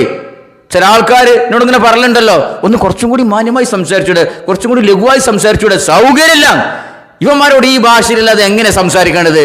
ഈ സമുദായത്തിനെ നയിക്കുന്ന വെള്ളക്കുപ്പായമിട്ട പുരോഹിത പിശാചുക്കളാണ് ഇവന്മാര്. ഇവന്മാരെ എത്ര കണ്ട് മഹല്ലിൽ നിന്നും കുടുംബങ്ങളിൽ നിന്നും സമൂഹങ്ങളിൽ നിന്നും അകറ്റി നിർത്തുന്നുവോ അത്ര കണ്ട് ഈ സമുദായം നരകത്തിൽ നിന്നും അകറ്റി നിർത്തപ്പെടും. സഹോദരങ്ങളെ, കഴിഞ്ഞില്ല. ഇനി ഇങ്ങനെ ജീലാനും ഖാജാ മൊയ്നുദ്ദീനൊക്കെ പിടിച്ചു കണ്ട് ഔലിയും കുത്തുബക്കാക്കിയല്ലോ. അത് മാത്രമല്ല അവരെ സേവനം. ഇവരെ കുറിച്ച് സാധാരണക്കാരായ ജനങ്ങള് സ്വർഗത്ത് പോകാനും നരകത്തിൽ നിന്ന് രക്ഷപ്പെടാനും ഖബർ ശിക്ഷ ഒഴിവാക്കാനൊന്നും വലിയ റിസ്ക് ഒന്നും എടുക്കണ്ട, കൂടുതൽ വിവാഹത്തൊന്നും ചെയ്യണ്ട, ദീന് പഠിക്കണ്ട, ശരീഅത്തനുസരിച്ച് ജീവിക്കണ്ട. ഇവരെ കുറിച്ച് നല്ലത് വിചാരിച്ചാൽ മതി. കേട്ടോളി. മുഹീദ്ദീൻ ഷെയ്ഖ് റളിയല്ലാഹു തആല അൻഹു അദ്ദേഹത്തിന്റെ കാലഘട്ടത്തിൽ അവര് ദർസ് നടത്തുന്ന ആ പള്ളിയുടെ തൊട്ടടുത്തൊരു ഖബർസ്ഥാനിയുണ്ട്. അവിടെ മറവ് ചെയ്യപ്പെട്ട വ്യക്തി അദ്ദേഹം ശിക്ഷിക്കപ്പെടുന്ന ശബ്ദവും മട്ടഹാസവും എല്ലാ രാത്രിയും കേൾക്കുന്നുണ്ട്. മകൻ വന്നുകൊണ്ട് മുഹീദ്ദീൻ ശൈഖ് റളിയല്ലാഹു അൻഹുവിനോട് പറഞ്ഞു, തങ്ങളവർകളെ എന്റെ ഉപ്പ മരിച്ചു പോയിട്ടുണ്ട്, എല്ലാ ദിവസവും ഖബറിന്ന് അട്ടഹാസമാണ്, അങ്ങൊന്ന് വേണ്ടത് ചെയ്തു തരണം, ആ ഖബർ ശിക്ഷ ഉയർത്തപ്പെടാൻ വേണ്ടത് ചെയ്തു തരണം. മുഹീദ്ദീൻ ശൈഖ് റളിയല്ലാഹു അൻഹുവിന്റെ മുന്നിൽ ധാരാളം ഔലിയ ഉണ്ട്. മുഹീദ്ദീൻ ശൈഖിന്റെ ശിഷ്യന്മാരായ ഔലിയ മുന്നിലുണ്ട്. മുഹീദ്ദീൻ ശൈഖ് റളിയല്ലാഹു അൻഹു ചോദിച്ചു, നിങ്ങൾക്ക് ഈ വ്യക്തിയെ മനസ്സിലായില്ലേ? അദ്ദേഹം ഏതെങ്കിലും ഒരു ദിവസം നമ്മുടെ ക്ലാസ്സിൽ പങ്കെടുക്കാൻ വന്നിട്ടുണ്ടോ? എത്ര കാലമാണ്, വർഷങ്ങളാണ് നാം ഇവിടെ ഈ ക്ലാസ് സംഘടിപ്പിച്ചിട്ട്. എത്രയോ ആളുകള്, ആയിരക്കണക്കിന് ആളുകള് മുഹീദ്ദീൻ ശൈഖ് റളിയല്ലാഹു അൻഹുവിന്റെ സദസ്സ് നിറയുന്നു, റോഡ് നിറയുന്നു, ആ സ്ഥലം മൊത്തം നിറയുന്നു, ആ ഗ്രാമം മൊത്തം നിറയുന്നു. മുഹീദ്ദീൻ ശൈഖ് റളിയല്ലാഹു അൻഹു വഅദ് പറയുന്നു, മലായികത്ത് ഇറങ്ങി വരുന്നു, ആകാശത്ത് നിറയെ പരിചയമില്ലാത്ത ആളുകൾ ആകാശത്ത് നിറഞ്ഞു നിൽക്കുന്നു, മലായികത്ത് നിറഞ്ഞു നിൽക്കുന്നു, റിജാലുൽ ഗൈബ് നിറഞ്ഞു നിൽക്കുന്നു. പലപ്പോഴും അമ്പിയാക്കന്മാര്, മരിച്ചുപോയ അമ്പിയാക്കന്മാർ അവിടെ സദസ്സിൽ വരുന്നു. അത്രയും മഹത്തായ ഒരു സദസ്സാണ്. ഇതൊക്കെ കേട്ടിട്ടും ജനങ്ങൾക്ക് അതൊന്നും ചെവിയിൽ പോവാത്ത ആളുകൾ അന്നും ഉണ്ടായിരുന്നു. മുഹീദ്ദീൻ ശൈഖ് ചോദിച്ചു, അദ്ദേഹം നമ്മുടെ ഏതെങ്കിലും ഒരു സദസ്സിൽ പങ്കെടുത്തിട്ടുണ്ടോ? അവര് പറഞ്ഞു, ഇല്ല, ഞങ്ങൾക്ക് ആർക്കും അറിയില്ല, ഒരു സദസ്സിലും പങ്കെടുത്തതായി അറിയില്ല. അപ്പോൾ അവിടുന്ന് ചോദിച്ചു, എന്നാൽ നമ്മുടെ കൂടെ അദ്ദേഹം ഏതെങ്കിലും ഒരു സമയത്ത് ഭക്ഷണം കഴിച്ചിട്ടുണ്ടോ? മുഹീദ്ദീൻ ശൈഖ് റളിയല്ലാഹു അൻഹു എപ്പോഴും ഭക്ഷണം കൊടുക്കുമായിരുന്നു ജനങ്ങൾക്ക്. അവിടെ വരുന്ന ജനങ്ങൾക്കൊക്കെ ഭക്ഷണം കൊടുക്കും. നമ്മളെ ക്ലാസ്സിൽ പങ്കെടുത്തിട്ടില്ലെങ്കിലും നമ്മുടെ ഭക്ഷണം കഴിച്ചിട്ടുണ്ടോ? ഇല്ല, ഭക്ഷണം കഴിച്ചിട്ടില്ല. അപ്പോൾ മുഹീദ്ദീൻ ശൈഖ് റളിയല്ലാഹു അൻഹു പറയുന്നു, അദ്ദേഹം നമ്മുടെ കൂടെ എപ്പോഴെങ്കിലും നിസ്കരിക്കാൻ വന്നിട്ടുണ്ടോ? ഇല്ല, ഒന്നിലും അദ്ദേഹം കണ്ടതായിട്ട് ഞങ്ങൾക്ക് ഓർമ്മയില്ല, അങ്ങയുടെ കൂടെ ഒന്നിലും പങ്കെടുത്തതായിട്ട് ഞങ്ങളുടെ അറിവിൽ ഇല്ല. മുഹീദ്ദീൻ ശൈഖ് ആലോചിച്ച് തല താത്തി ഇരുന്നു. വല്ലാത്ത കഷ്ടമായി പോയി, വല്ലാത്ത നഷ്ടമായി പോയി. പിന്നീട് മുഹീദ്ദീൻ ശൈഖ് റളിയല്ലാഹു അൻഹു പറയുകയാണ്, ഞാൻ അദ്ദേഹത്തിനു വേണ്ടി ശഫാഅത്ത് ചെയ്തു. അദ്ദേഹം എന്റെ സദസ്സിലേക്ക് തീരെ വരാത്ത മനുഷ്യനാണെങ്കിലും പക്ഷേ അദ്ദേഹത്തിന് എന്നെ കുറിച്ച് നല്ലൊരു വിചാരമുണ്ടായിരുന്നു. അബ്ദുൽ ഖാദിർ ജിലാനി തങ്ങൾ വലിയൊരു മഹാനാണ്, ഞാൻ അങ്ങോട്ടൊന്നും പോകാനില്ല. അങ്ങനെ അദ്ദേഹം എന്നെ പറ്റി നല്ലത് വിചാരിച്ചിരുന്നു, ഇങ്ങോട്ട് വരാത്ത മനുഷ്യനാണെങ്കിലും. അതുകൊണ്ട് ഞാൻ അദ്ദേഹത്തിന് വേണ്ടി ശഫാഅത്ത് ചെയ്തു, ശുപാർശ ചെയ്തു. അദ്ദേഹത്തിന്റെ ശിക്ഷ അല്ലാഹു തആല ഉയർത്തിക്കൊടുത്തു. എന്താപ്പാ പൊലമ്പിയത്? ഒരു മഴ പെയ്ത് തോർന്ന മാതിരി എന്തൊക്കെ പോനാ പറഞ്ഞത്. മൊയ്തീൻ ശൈഖിന്റെ കാലത്ത് ഒരു ചെങ്ങായി മരിച്ചു കഴിഞ്ഞപ്പോ ആ ചെങ്ങായിന്റെ മകൻ വന്നിട്ട് പരാതി പറയാണ്, ഖബറിന്റെ പുറത്ത് ഇങ്ങനെ അട്ടഹാസം, അടിനാഭിക ചൂട്ടണതും മുതുകത്തടിക്കണതും മുഖത്തടിക്കണതും അതിങ്ങനെ കണ്ടിട്ട് ഇയാളിങ്ങനെ അലറിക്കരണതും അതിന്റെ ശബ്ദം പുറത്തേക്ക് ഇങ്ങനെ വരാം ഖബറിന്റെ പുറത്തേക്ക്. ഇത് മോൻ വന്നിട്ട് മൊയ്തീൻ ശൈഖിനോട് പരാതി പറയാണ്, എങ്ങനെയെങ്കിലും നിങ്ങളൊന്ന് രക്ഷപ്പെടുത്തണം, ബാപ്പ ഖബറിൽ വല്ലാത്ത പ്രയാസത്തിലാണ്. അപ്പൊ മൊയ്തീൻ ശൈഖ് ഇങ്ങനെ ആലോചിച്ചു, എന്താണ് ഇപ്പൊ ഇയാൾ അങ്ങനെ രക്ഷപ്പെടുത്താനുള്ള മാർഗം? അപ്പൊ ഒരു കാരണം കിട്ടാനുള്ള, വെറുതെ രക്ഷപ്പെടുത്താൻ പറ്റുമല്ലോ. അപ്പൊ മൂപ്പർ ഇങ്ങനെ ശിഷ്യന്മാരെ വിളിച്ച് ചർച്ച ചെയ്തു, അല്ല ഈ ചങ്ങായി ഏതായാലും ഖബറിൽ ഭയങ്കര ശിക്ഷ അനുഭവിച്ചുകൊണ്ടിരിക്കുകയാണ്, രക്ഷപ്പെടുത്താൻ എന്തെങ്കിലും വകുപ്പുണ്ടോ? ഈ ചങ്ങായി ഏതെങ്കിലും ഒരു ദിവസം നമ്മളെ ഏതെങ്കിലും ക്ലാസ്സിൽ പങ്കെടുത്തിട്ടുണ്ടോ? അപ്പൊ ശിഷ്യന്മാർ പറഞ്ഞു, ഇല്ല, ഒരൊറ്റ ക്ലാസ്സിലെ ചങ്ങായി വന്നിട്ടില്ല. ക്ലാസ് തരാൻ ചില്ലറ ക്ലാസ് അല്ല, സാധാരണക്കാർ പങ്കെടുക്കുന്ന ക്ലാസ് അല്ല. ഒരു ഭാഗത്ത് ഇങ്ങനെ ഫുള്ള് ഔലിയാക്കള് മൊയ്തീൻ ശൈഖിന്റെ ക്ലാസ്സില്, വേറൊരു ഭാഗത്ത് ഫുള്ള് അമ്പിയാക്കള്, വേറൊരു ഭാഗത്ത് കുറെ റിജാൽ ഗൈബ്, അദൃശ്യ മനുഷ്യന്മാര്. അങ്ങനെ ഭയങ്കര നിറഞ്ഞു കവിഞ്ഞ സദസ്സാണ് മൊയ്തീൻ ശൈഖിന്റെ ക്ലാസ്. നമ്മൾ ഈ പൂരപ്പറമ്പൊക്കെ നോക്കിയമാതിരി ഇങ്ങനെ ഒരു ഭാഗത്ത് വളക്കച്ചവടക്കാര്, മറ്റേ ഭാഗത്ത് മുട്ടായി കച്ചവടക്കാര്, ഈ ഭാഗത്ത് സർബത്ത് കച്ചവടക്കാര്, എന്നിട്ട് ഒരു ഭാഗത്ത് ഇങ്ങനെ വളേറ്, മറ്റേ ഭാഗത്ത് ആ മുട്ടായി എന്ന് പറയും, ഈ ഭാഗത്ത് ഇങ്ങനെ സർബത്ത് എന്ന് പറയും. എന്ന് പറഞ്ഞ പോലെ മൊയ്തീൻ ശൈഖിന്റെ ഒരു ഭാഗത്ത് ഇങ്ങനെ ഔലിയാക്കള് ഈ ഭാഗത്തുണ്ട്, മറ്റേ ഭാഗത്ത് അമ്പിയാക്കള് എല്ലാവരും ഇങ്ങോട്ട് പോയി, ഈ ഭാഗത്തുണ്ട്. മറ്റൊരുത്തതാ റിജാൽ ഗൈബ് ഓലെ കാണാൻ അങ്ങോട്ട് വരി. അങ്ങനത്തെ ഒരു സദസ്സാണ് മൊയ്തീൻ ശൈഖിന്റെ. അത്രത്തോളം വലിയ സദസ്സായിട്ടും ഈ ചങ്ങായി ആ ക്ലാസ്സിൽ പങ്കെടുത്തിട്ടില്ല. പോരെ പൂരം. അപ്പൊ ആ വകുപ്പില്ല, രക്ഷിക്കാൻ വകുപ്പില്ല. പിന്നെ മൊയ്തീൻ ശൈഖ് ചോദിച്ചു, അല്ല നമ്മളെ കൂടെ ഈ ചങ്ങായി ഏതെങ്കിലും ഒരു നേരത്ത് വെട്ടി മുണുങ്ങാൻ വന്നിട്ടുണ്ടോ? ഭക്ഷണം കഴിക്കാൻ വന്നിട്ടുണ്ടോ? ഒരുവിധം ഖുറാഫയൊക്കെ തിന്നാൻ വരുമല്ലോ, അതിന് വന്നിട്ടുണ്ടോ ചോദിച്ചുമ്പോ ഇല്ല, അതിന് മൂപ്പര് വന്നിട്ടില്ല. അപ്പൊ ആ പ്രദേശം പോയി. പിന്നെ ചോദിച്ചു, അതൊക്കെ പോട്ടെ, നമ്മളെ കൂടെ നിസ്കരിക്കാൻ വന്നിട്ടുണ്ടോ? ഇവന്മാരെ പോലത്തെ ഖുറാഫി നിസ്കരിക്കാൻ വന്നിട്ടുണ്ടോ? ഇല്ല, നിസ്കരിക്കാനും വന്നിട്ടില്ല. ഒരു ക്വാളിറ്റി ഇല്ലാത്ത ഒരു മണഗുണാഞ്ചൻ, ഒന്നിനും പറ്റാത്തൊരു ചങ്ങായി. ഇവിടുത്തെ കേരളത്തിലെ സാധാ ഖുറാഫിനെ പോലത്തെ ഒരു ചങ്ങായി. പിന്നെ എന്ത് ചെയ്യും? അയാളെ രക്ഷപ്പെടുത്താൻ ഒരു വകുപ്പില്ല. അയാളെ രക്ഷപ്പെടുത്തിയേ പറ്റുള്ളൂ. ഖബറിൽ അങ്ങേറ്റം ശിക്ഷയാണ്. അങ്ങനെ ആലോചിച്ച് നോക്കുമ്പോൾ അയാൾ എപ്പോഴോ ഒരു ദിവസത്തെ മൊയ്തു ഷേഖിനെ കുറിച്ച് നല്ലത് വിചാരിച്ചിട്ടുണ്ട്. അത്രേ, ഞാൻ എങ്ങനെയെങ്കിലും ആയിക്കോളാം, ഞാൻ എങ്ങനെയൊക്കെ ആണെങ്കിലും മൊയ്തു ഷേഖ് നല്ലവനാണല്ലോ എന്ന് വിചാരിച്ചിട്ടുണ്ട്. അതിന്റെ പേരിൽ ഖബർ ശിക്ഷ ശുപാർശ ചെയ്താണ്ട് രക്ഷപ്പെടുത്തി കൊടുത്തു എന്നാണ് കഥ. എന്താണ് ഈ പറഞ്ഞുകൊണ്ടിരിക്കുന്നത്? എങ്ങനെ നടന്നാലും കുഴപ്പമില്ല, നിസ്കരിച്ചില്ലെങ്കിലും കുഴപ്പമില്ല, നോമ്പോറ്റില്ലെങ്കിലും കുഴപ്പമില്ല, ക്ലാസ്സിൽ പങ്കെടുത്തിലും കുഴപ്പമില്ല, ഇൽമ സമ്പാദിച്ചിലും കുഴപ്പമില്ല. ഇവരെ ഏതെങ്കിലും ഒരു വലിയനെ കുറിച്ച് നല്ലത് വിചാരിച്ചാൽ തന്നെ കഴിച്ചിലാകാന്നാണ് ഈ കഥയുടെ ഗുണപാഠം. ഗുണപാഠം എന്ന് പറഞ്ഞ ദോഷപാഠം എന്ന് പറഞ്ഞത് വേറെ ചർച്ച.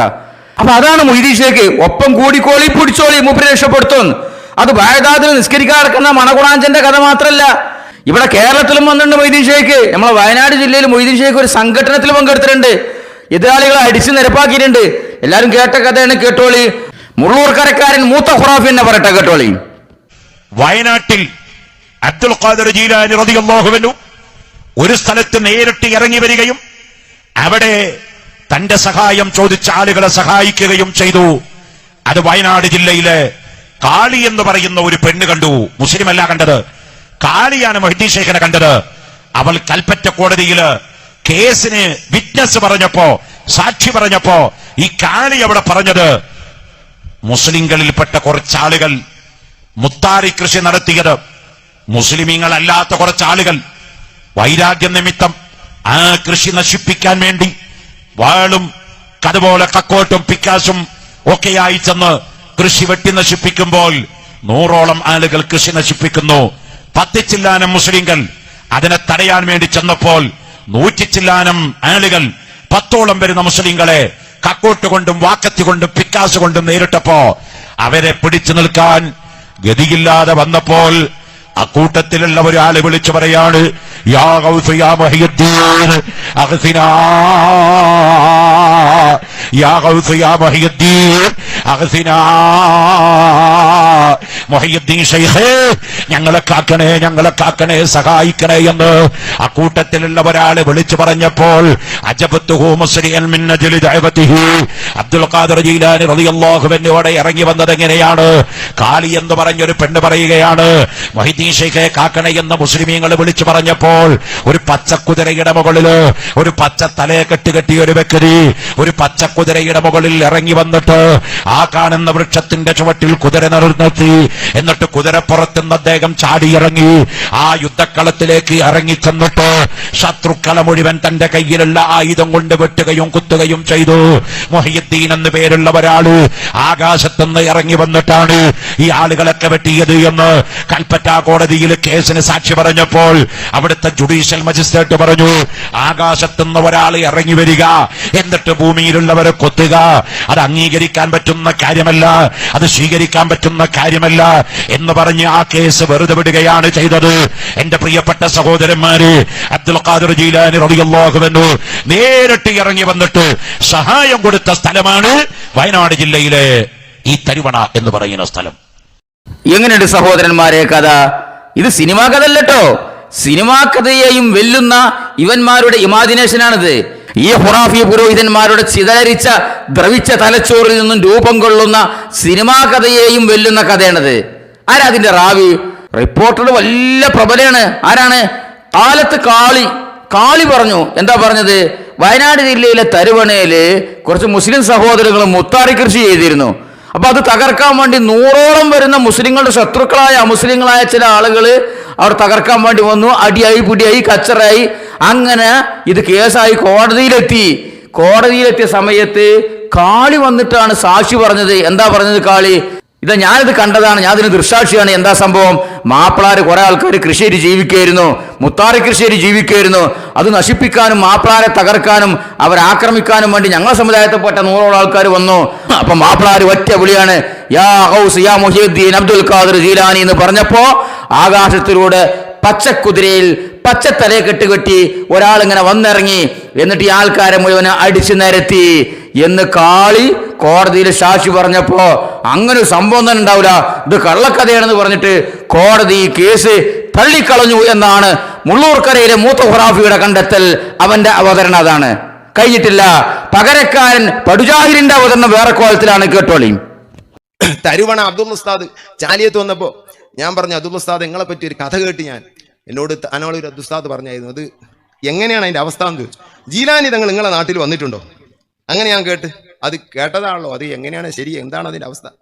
ആ ഉണ്ടായിട്ടുണ്ട്, എന്നാ റൂമിക്ക് പോയി ഇരുന്ന് ഞാൻ പറഞ്ഞു തരാറിന്. പടച്ചോനെ അബ്ദുൽ ഉസ്താദ് അള്ളാഹു ഒരു ദർജയേറ്റി കൊടുക്കട്ടെ, മൂപ്പര് പറയാണ്, ഞാൻ യുവാവാ, ഞാൻ മദ്രസാ മുഅല്ലിമാണ്. ആ കാലത്ത് എൻ്റെ അമ്മാവനും കുറച്ചാളുകളുടെ ഒരു സംഘടന ഉണ്ട്. അങ്ങനെ അവിടെ വർഗീയവാദികളായ 3-4 അമുസ്ലിമീങ്ങളുണ്ട്, ബാക്കിയുള്ളവരൊന്നും അങ്ങനെയല്ല.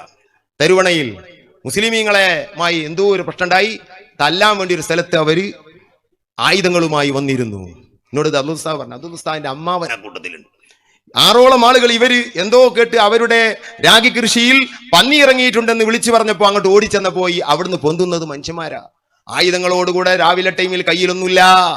അവര് അടിക്കാൻ തുടങ്ങി, ഈ മുസ്ലിമീങ്ങൾ അടിക്കാൻ തുടങ്ങിയപ്പോ എന്റെ അമ്മ അവനടങ്ങുന്നവര് വല്ലാതെ വിഷമിച്ചപ്പോ മൊഹീദ്ദീൻ ഷെയ്ഖ് എന്ന് വിളിച്ചു. കുറെ അങ്ങ് വിളിച്ചപ്പോൾ അവിടെ മൊഹീദ്ദീൻ ഷെയ്ഖ് ഹാളിറായി, ഉറക്കത്തിലല്ല ഉണർച്ചയില്.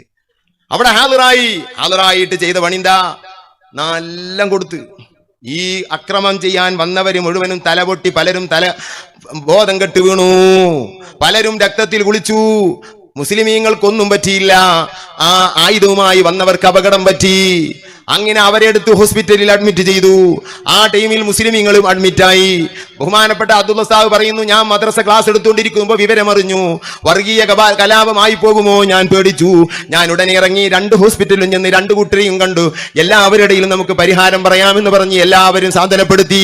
എന്നിട്ട് അതാ ബഹുമാനപ്പെട്ടവര് പറയുന്നു, പോലീസ് ഈ വിഷയം വിശദീകരിക്കാനും സ്ഥിരീകരിക്കാനും വേണ്ടി അതാ സംഭവ സ്ഥലത്തേക്ക് വന്നു. അപ്പൊ കണ്ടോരൊന്നുമില്ല. അപ്പുറത്തൊരു ഒറ്റ വീട്ടുകാരുണ്ട്, ഒരു മലന്റെ അടുത്ത്, ഒരു ഒഴിഞ്ഞ സ്ഥലം. അദ്ദേഹം ഒരു മുസ്ലിം സഹോദരനാണ്, അദ്ദേഹത്തെ വിളിച്ചു, ചീരു എന്നയാളെ പേര്. അയാളോട് ചോദിച്ചേ തീരൂ, വേറൊരാളില്ല. അയാളെ വിളിച്ച് കാര്യങ്ങൾ ചോദിച്ചു. നിങ്ങളിത് കണ്ടീനോ? ആ ഞാൻ കണ്ടിണ്. നേരങ്ങനെ തട്ടൊപ്പം വെളുത്തേരുന്ന നേരത്ത് ഇന്റെ മതക്കാരായ ഇത്തരത്തിൽ ആൾക്കാർ ഇവിടെ ഇങ്ങനെ വടിയും കൊണ്ടേറ്റ് നിൽക്കുന്നുണ്ട്. പിന്നെ അവര് അവിടെ കൂന്നിരിക്കണത് ഞാൻ കണ്ടു. മുസ്ലിമീങ്ങൾ ഇങ്ങനെ ഇങ്ങോട്ട് വരുമ്പോ ഇവര് ചാടുകയും അടിക്കുകയും ചെയ്തു. കുറച്ച് അടി കൊണ്ടപ്പോ മുസ്ലിമീങ്ങൾ മൊയ്തീൻ എന്ന് പറഞ്ഞിട്ട് ഒരാളെ വിളിച്ചു.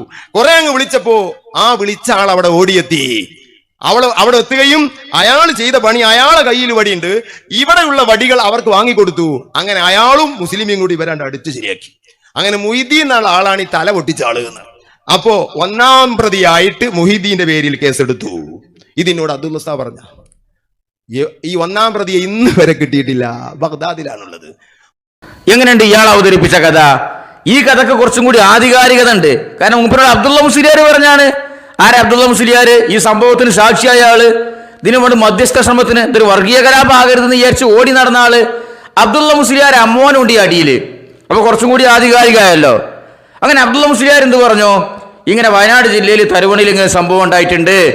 മുസ്ലിങ്ങൾ ഇങ്ങനെ കൃഷി ചെയ്തപ്പോ അത് തകർക്കാനും മുസ്ലിങ്ങളെ ആക്രമിക്കാനും വേണ്ടി 6ഓളം ആള് വന്നു എന്നാ. മറ്റവൻ പറഞ്ഞത്ര 100ഓളം. 100ഉം 6ഉം തമ്മിൽ വലിയ വ്യത്യാസമൊന്നുമില്ലല്ലോ, ഒരു അത്രയുള്ള വ്യത്യാസമുള്ളൂ. അങ്ങോട്ട് തട്ടിവിടുന്നെ. അങ്ങനെ അവിടെ ചെന്നു, അടിയായി, കച്ചറായി. ചുരുക്കി പറയാ, അടിപൊട്ടി കച്ചറായി. കുറെ ആൾക്കാർ ഹോസ്പിറ്റലിലായി. ഹോസ്പിറ്റലിൽ നിന്ന് ഇത് പോലീസ് കേസായി. പോലീസ് സംഭവ സ്ഥലത്തെത്തിയപ്പോ അതിന്റെ പരിസരത്ത് ഒരു ഒറ്റപ്പെട്ട മുസ്ലിമിന്റെ വീട്. അവിടെയുള്ള ആള് ചീരു എന്ന് പറയുന്ന ഒരു സഹോദരൻ. ഇതിന്റെ റാവി ആരാണ്? വിറ്റ്നസ് ആരാണ്? കാല ചീരു, മറ്റേതോ കാലത്ത് കാളി. അപ്പൊ ചീരു എന്ത് പറഞ്ഞു? ഇവിടെ അങ്ങനെ സംഭവം ഉണ്ടായിട്ടുണ്ട്, അടി ഉണ്ടായിട്ടുണ്ട്. അങ്ങനെ അടി ഇങ്ങനെ പൊട്ടിയപ്പോ നിവൃത്തിയില്ലാതായപ്പോ ഈ മാപ്പാറിന്റെ ഒരു വിളി, മെയ്ദീനേ എന്ന് വിളിച്ചുകൊണ്ട്. മറ്റോടത്തോ യാ ഷെയ്ഖ് യാ മുഹിയുദ്ദീൻ യാ ഗൗസ് യാ മുഹിയുദ്ദീൻ ഔസിനി എന്നൊക്കെ മണിച്ചു വിളിച്ചോക്കണോ. അതിന് നേരം കിട്ടി. അവിടെ ഇവിടെ അതിനൊന്നും നേരം കിട്ടില്ല. അടിയുണ്ട് പൊട്ടിയപ്പോൾ മെയ്ദീനേ ഒറ്റ വിളിയാണ്. അത് കണ്ടപ്പോഴും ഒരു ചങ്ങായി ഓടി വന്നു എന്നാ. മറ്റോടത്ത് പച്ചക്കുതിരമ പച്ചത്തരീക്കെട്ടി വന്നു. ഇവിടെ ഓടി വന്നു. എന്നിട്ട് ഇവരൊക്കെ അടിച്ച് നിരത്തി. അങ്ങനെ പോലീസ് മൊയ്തീനെ 1-ാം പ്രതിയാക്കി കേസെടുത്തു. എന്നിട്ട് എങ്ങനെ കിട്ടാനാണ്? മൊയ്തീൻ ഷെയ്ഖ് ബാഗ്ദാദിലല്ലേ? ഇവിടെ ഇന്റർപോളിന്റെ സഹായം തേടി കൂടെ നിങ്ങൾക്ക് പോലീസിന് അതൊന്ന് പറഞ്ഞെടുത്തൂടേനാ? അപ്പൊ വിചാരം പോലീസും ഹംക്കാളെന്ന. അതതിന്റെ സങ്കടം. ഇവിടുത്തെ നിയമപാലകരും കോടതിയൊക്കെ ഹംക്കാളെന്ന അവരുടെ വിചാരം. ഇതാണ് കഥ വൈരുദ്ധ്യം. തോന്നിയത് അവനാന് മസാല കൂട്ടിയിട്ട് അങ്ങനെ അവതരിപ്പിക്കന്നെ മൊയ്തീൻ ഷേഖിന്റെ പേരില്. മൊയ്തീൻ ഷേഖിന് പിദ്ദാളൊക്കെ പണി ഇവള് വിളിച്ചു കൊടുത്ത് അങ്ങനെ ഒന്ന് ഇടപെടാനും അവിടെ അടിയും കച്ചറുണ്ടാക്കാനും ഗുണ്ടായുസം കാണിക്കാനും പോകരിത്തരം കാട്ടാനും ഇതൊക്കെയാണ്. എന്തൊക്കെയാ ഡ്യൂട്ടിയാണ് മൊയ്തീൻ ഷേഖിന്? ഖബറിലുള്ള ആളെ ഖബർ ശിക്ഷിന്ന് രക്ഷപ്പെടുത്തണം, അവിടുത്തെ വിളി കേൾക്കണം, ഇവിടുത്തെ വിളി കേൾക്കണം, തരുവണിയിലെ കച്ചറ തീർക്കണം, മറ്റോടത്തെ പ്രശ്നങ്ങൾ തീർക്കണം. എന്തെന്തെല്ലാം പ്രശ്നങ്ങളാണ് മൊയ്തീൻ ഷേഖിന്. അപ്പൊ സുഹൃത്തുക്കളെ, ഇതാണ് ഇവന്മാരുടെ രീതി. ഇവന്മാർ ഔലിയാക്കളെ കുറിച്ച് ജനങ്ങളെ പഠിപ്പിക്കുന്ന നിറം പിടിപ്പിച്ച കഥകള്, വൈരുദ്ധ്യത്തിൽ അധിഷ്ഠിതമായ കഥകളാണിതൊക്കെ. എത്ര തെളിവുണ്ട് ഇതുപോലെ. ഇവന്മാർ ഓരോരുത്തരും തോന്നിയ മാതിരി ഈ വക കഥകൾ അവതരിപ്പിക്കല്. ഇതൊക്കെ കേൾക്കുമ്പോൾ വിചാരിച്ചു നിങ്ങള് മൊയ്തീൻ ഷേഖ് മഹാനായ മൊയ്തീൻ ഷേഖ് ഇതിലൂടെ നിന്ദിക്കല്, മൊയ്തീൻ ഷേഖ് രക്ഷിച്ചതല്ലേ, പാവപ്പെട്ടോ എവിടുന്ന് വിളിച്ചാലും എപ്പോ വിളിച്ചാലും വരുന്നല്ലേ ഈ പറഞ്ഞതിന്റെ അർത്ഥം. അല്ല, ഇവരവതരിപ്പിക്കുന്ന ഷെയ്ഖ് ജീലാനി ക്രൂരനാണ്, നിന്ദിക്കന്നെയാണ് അവർ ചെയ്യുന്നത്. ഷെയ്ഖ് ജീലാനി പറഞ്ഞ ഹൈന്ദവ പുരാണങ്ങളിലുള്ള വിശ്വാമിത്ര മഹർഷിയെ പോലെ മൂക്കത്താണ് ശുണ്ടി, എന്തു വന്നാലും ശപിക്കും, അക്കോലത്തുള്ള ജീലാനിയാണ് ഇവര് കഥകളിൽ വേറെ അവതരിപ്പിക്കുന്നത്. കേട്ടോളിയും.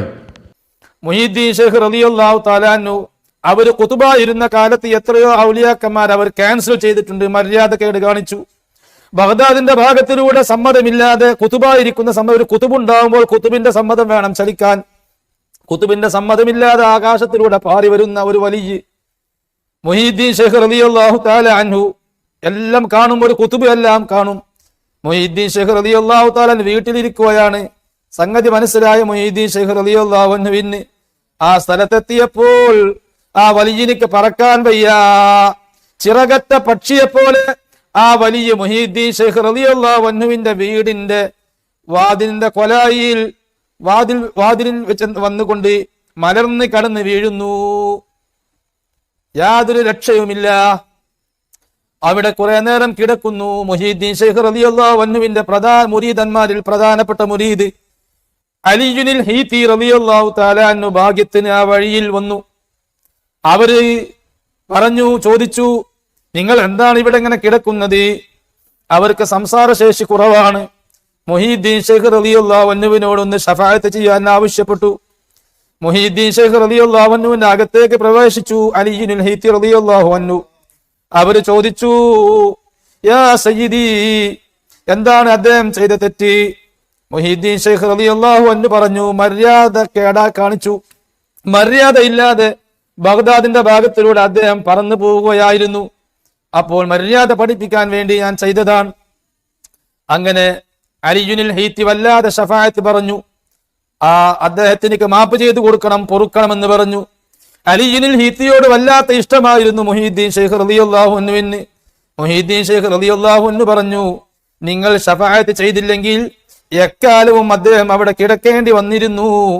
മുഹീദ്ദീൻ ഷേഖ് റളിയല്ലാഹു അൻഹു പറഞ്ഞു, ഞാൻ മാപ്പ് ചെയ്തു. അപ്പോൾ തന്നെ അദ്ദേഹം അപ്രത്യക്ഷനായി പറന്നുപോയി. എങ്ങനെയുണ്ട് കഥ? നിങ്ങൾ പണ്ട് ബാലരമയിലൊക്കെ വായിച്ചിട്ടില്ലേ കഥ? പുട്ടാലുവിന്റെ ഗുഹയുടെ മുകളിലൂടെ ലുട്ടാപ്പി കുന്തത്തിൽ കയറി പാഞ്ഞു പോകുമ്പോൾ അത് ഇഷ്ടപ്പെടാതെ പുട്ടാലു ഒന്ന് നോക്കി ലുട്ടാപ്പി പിടഞ്ഞു വീണു. ഇങ്ങനത്തെ കഥകൾ ബാലരമയിലൊക്കെ വായിച്ചിട്ടുണ്ട്. അതിന് വെല്ലുന്ന കഥകളാണിത്. എന്താ സംഭവം? മൊയ്തീൻ ഷേഖിന്റെ സമ്മതമല്ലാതെ ബാഗ്ദാദിന്റെ മുകളിലൂടെ പറന്നു പോകുന്ന ഒരു ഔലിയ.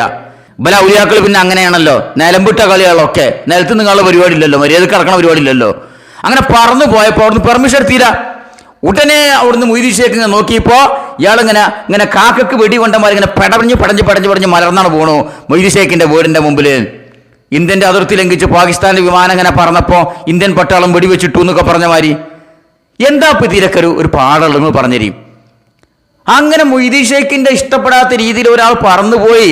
അയാൾ പറന്നു പോയിക്കോട്ടെ, അയാളെ വിലായത്ത്, അയാൾക്ക് അങ്ങനെ ഒരു വിരാന്ത്, അയാളെ കറാമത്തും അങ്ങനെയാണ്, ഇങ്ങനെ ഇറക്കാൻ ആകാശത്ത് കൂടി പറക്കുക, അയാൾ പ്രകടിപ്പിച്ചോട്ടെ. അയാൾ മൊയ്തീൻ ഷേഖ് നോമിനേറ്റ് ചെയ്ത് ഔലിയാക്കിയ ആളായിരിക്കുമല്ലോ. അങ്ങനെ നോമിനേഷൻ ചെയ്തപ്പോ ഒരു കാര്യം ഞാൻ പറഞ്ഞുതരാം, എന്നെ ഔലിയാക്കണൊക്കെ ഞാൻ തന്നെ, പക്ഷെ എന്റെ വീടിന്റെ മുകളിൽ കൂടി പറക്കാൻ നിൽക്കരുത്, അതെനിക്ക് ഇഷ്ടമില്ലാത്ത കാര്യമാണ്. അങ്ങനെ വല്ല കരാറും വെച്ചിരുന്നോ? ആ കരാർ ലംഘിച്ചതിന്റെ പേരിൽ അപ്പൊ ഈ ശിക്ഷ ഉണ്ടായത്? എന്തെല്ലാം തോന്നിയാസങ്ങളാണ് ഷെയ്ഖ് ജീലാനിനെ കുറിച്ച് ഇവർ പറഞ്ഞുകൊണ്ടിരിക്കുന്നത്. ഈ കഥയുള്ള ഷെയ്ഖ് ജീലാനി ആരാ? വിശ്വാമിത്ര മഹർഷിയെ പോലെ ക്ഷിപ്രകോപി. മുമ്പർക്ക് ഇഷ്ടപ്പെടാത്തത് കണ്ടു കഴിഞ്ഞാൽ അപ്പ ശിക്ഷിക്കുക, ശപിക്കുക. എന്തൊരു ക്രൂരനാണത്! ഇതൊക്കെയാണ് ഇവർ മൊയ്തീൻ ഷേഖിനെ കുറിച്ച് പറഞ്ഞുകൊണ്ടിരിക്കുന്ന കഥകൾ സഹോദരങ്ങളെ. നീ ഇതൊക്കെ പോട്ടെ, ഇതിപ്പോ ഒരു ബുദ്ധി വിവരമുള്ള ഔലിയ മൊയ്തീൻ ഷെയ്ഖിന്റെ പെരന്റെ മോൾ കൂടി പറഞ്ഞത് മര്യാദകേടല്ലേ, അതവുകേടല്ലേ?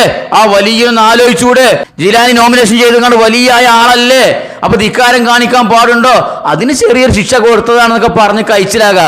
എന്നാലോ ഒരു മിണ്ടാപ്രാണിനോട്, ഒരു ബുദ്ധി ആക്കലുമില്ലാത്ത ഒരു പക്ഷിനോട് മൊയ്തീൻ ഷെയ്ഖ് ചെയ്ത ക്രൂരത കേട്ടോളി. ജിലാനി പാപ്പന്റെ ദേഹത്ത് ഒതുകൊടുത്ത് ഇങ്ങനെ കുമ്പിട്ട് ഒതുകൊടുത്തെടുക്കുക. ഖലായിദിലും മറ്റു പല കിതാബിലും കാണും ചരിത്രം. ഒതുകൊടുത്തുകൊണ്ടിരിക്കുമ്പോ ഒരു പൈങ്ങാക്കിൽ ഇങ്ങനെ പാറി അങ്ങ് പോയി. അപ്പോ അത് കാട്ടിച്ചപ്പോ ജിലാനി പാപ്പന്റെ ഖമീസിലേക്ക് അത് ആയിപ്പോയി. നജസാണല്ലോ അത്. ഒരു വലിയ മഹാന്മാരാണ്. ആയപ്പോ പെട്ടെന്ന് തന്റെ മനസ്സിൽ വിഷമം കൂടി. നമ്മള് നിസ്കരിക്കാൻ വേണ്ടി പോകുമ്പോ വല്ല ജന്തുക്കളും നമ്മളെ ഡ്രസ്സൊക്കെ കാട്ടിച്ച് നമുക്ക് വിഷമല്ല. ഒറ്റ നോട്ട ഈ അസ്ഫൂറിലേക്ക് ദേഷ്യത്തോട് കൂടെ നോക്കിപ്പോയി, ചത്തുങ്ങ് വീണു. അതാണ് പക്ഷിയെ തകർക്കുന്നത്, പ്ലെയിൻ തകർത്ത് തള്ളിയിടും, വീഴും. എന്താ സഹോദരങ്ങളത് കഥ? ഒരു പക്ഷി ആകാശത്ത് കൂടി പറന്നു പോവുകയാണ്. അപ്പൊ ജീലാനി അടിയിൽ നിൽക്കണ്ടായിരുന്നു.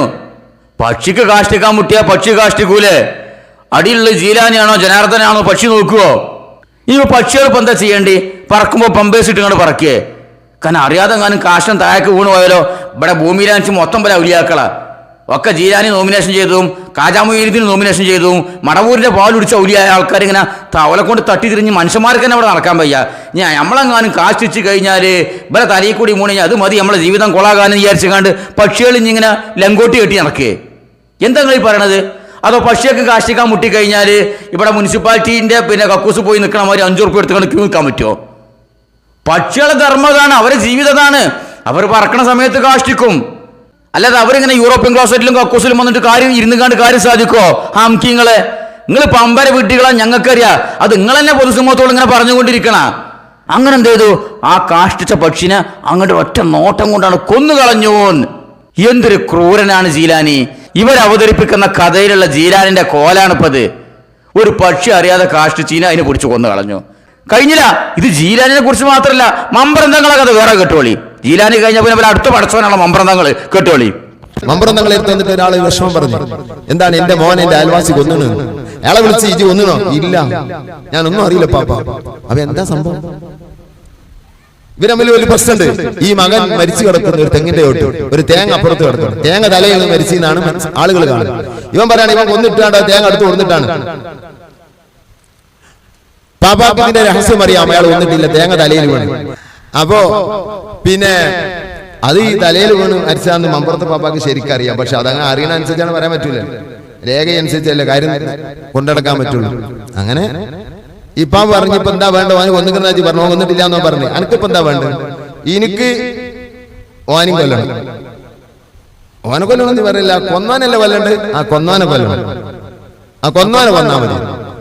മെനെ തന്നെ കൊല്ലണം. ഇപ്പൊ കൊന്നിട്ടില്ലെങ്കിലോ കൊന്നാനെ കൊല്ലണുണ്ട്. അതിന് കൊന്നാനെ കൊല്ലണം. ആ പാപ്പ ഉടനെ തന്നെ ആ ഹിമ്മത്ത് കൊണ്ട് ആ തെങ്ങ് മുകളിലേക്ക് മനസ്സങ്ങ് കൊടുത്തല്ലേ. തെങ്ങ് 2 പൊളിയായി കൊന്നാനെ കൊന്ന്. പച്ച തെങ്ങ് 2 പൊളിയായി പാപ്പ പൊളിച്ചു കളഞ്ഞു. എന്താ കഥ? ഇതൊക്കെ അവൻ 2-3 കൊല്ലം മുമ്പ് പ്രസംഗിച്ചാട്ടോ. 2-3 കൊല്ലം മുമ്പ് പുലമ്പിയതാ. ഇപ്പൊ അവൻ തൊള്ള ഉറക്കണില്ല. അവന്റെ അണ്ണാക്കിൽ ഏത്തപ്പഴം തിരികിരിക്കണവം. എന്തുകൊണ്ടപ്പോ കറാമത്ത് പറയാത്തുള്ളൂ? ഞാൻ വരുന്നുണ്ട് ഇൻഷാ അല്ലാ. പറയാൻ പൂതിയില്ലേറ്റല്ല, പേടിച്ചു പറയാതിരിക്കാണ്. ഞാൻ വരുന്നുണ്ട് ഇൻഷാ അല്ലാ. അപ്പൊ എന്താ കഥ? മമ്പുറന്തങ്ങളെ കാലത്ത് ഒരു ചെക്കൻ മരിച്ചു.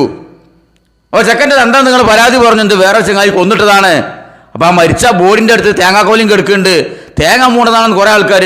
അല്ല, മറ്റവൻ കൊന്നുകാണ്ട് തേങ്ങ അവിടെ കൊടുന്നിട്ടതാണ് തെളിവിനും വേണ്ടി എന്ന് വേറെ ആൾക്കാർ. അപ്പൊ എനിക്കെന്താ വേണ്ടി? കൊന്നവനെ കൊന്നാ പോരെ? ആ കൊന്നവനെ കൊന്നാ മതി. അപ്പൊ മമ്പുറന്തങ്ങൾ തെങ്ങിന്റെ നേർക്ക് ഒറ്റ നോട്ടാണ്. തെങ്ങ് 2 പൊളിയായിട്ട് ചത്തു വീണു. ആ തെങ്ങിന്റെ കഥ കഴിഞ്ഞു. എന്താ കറാമത്ത്?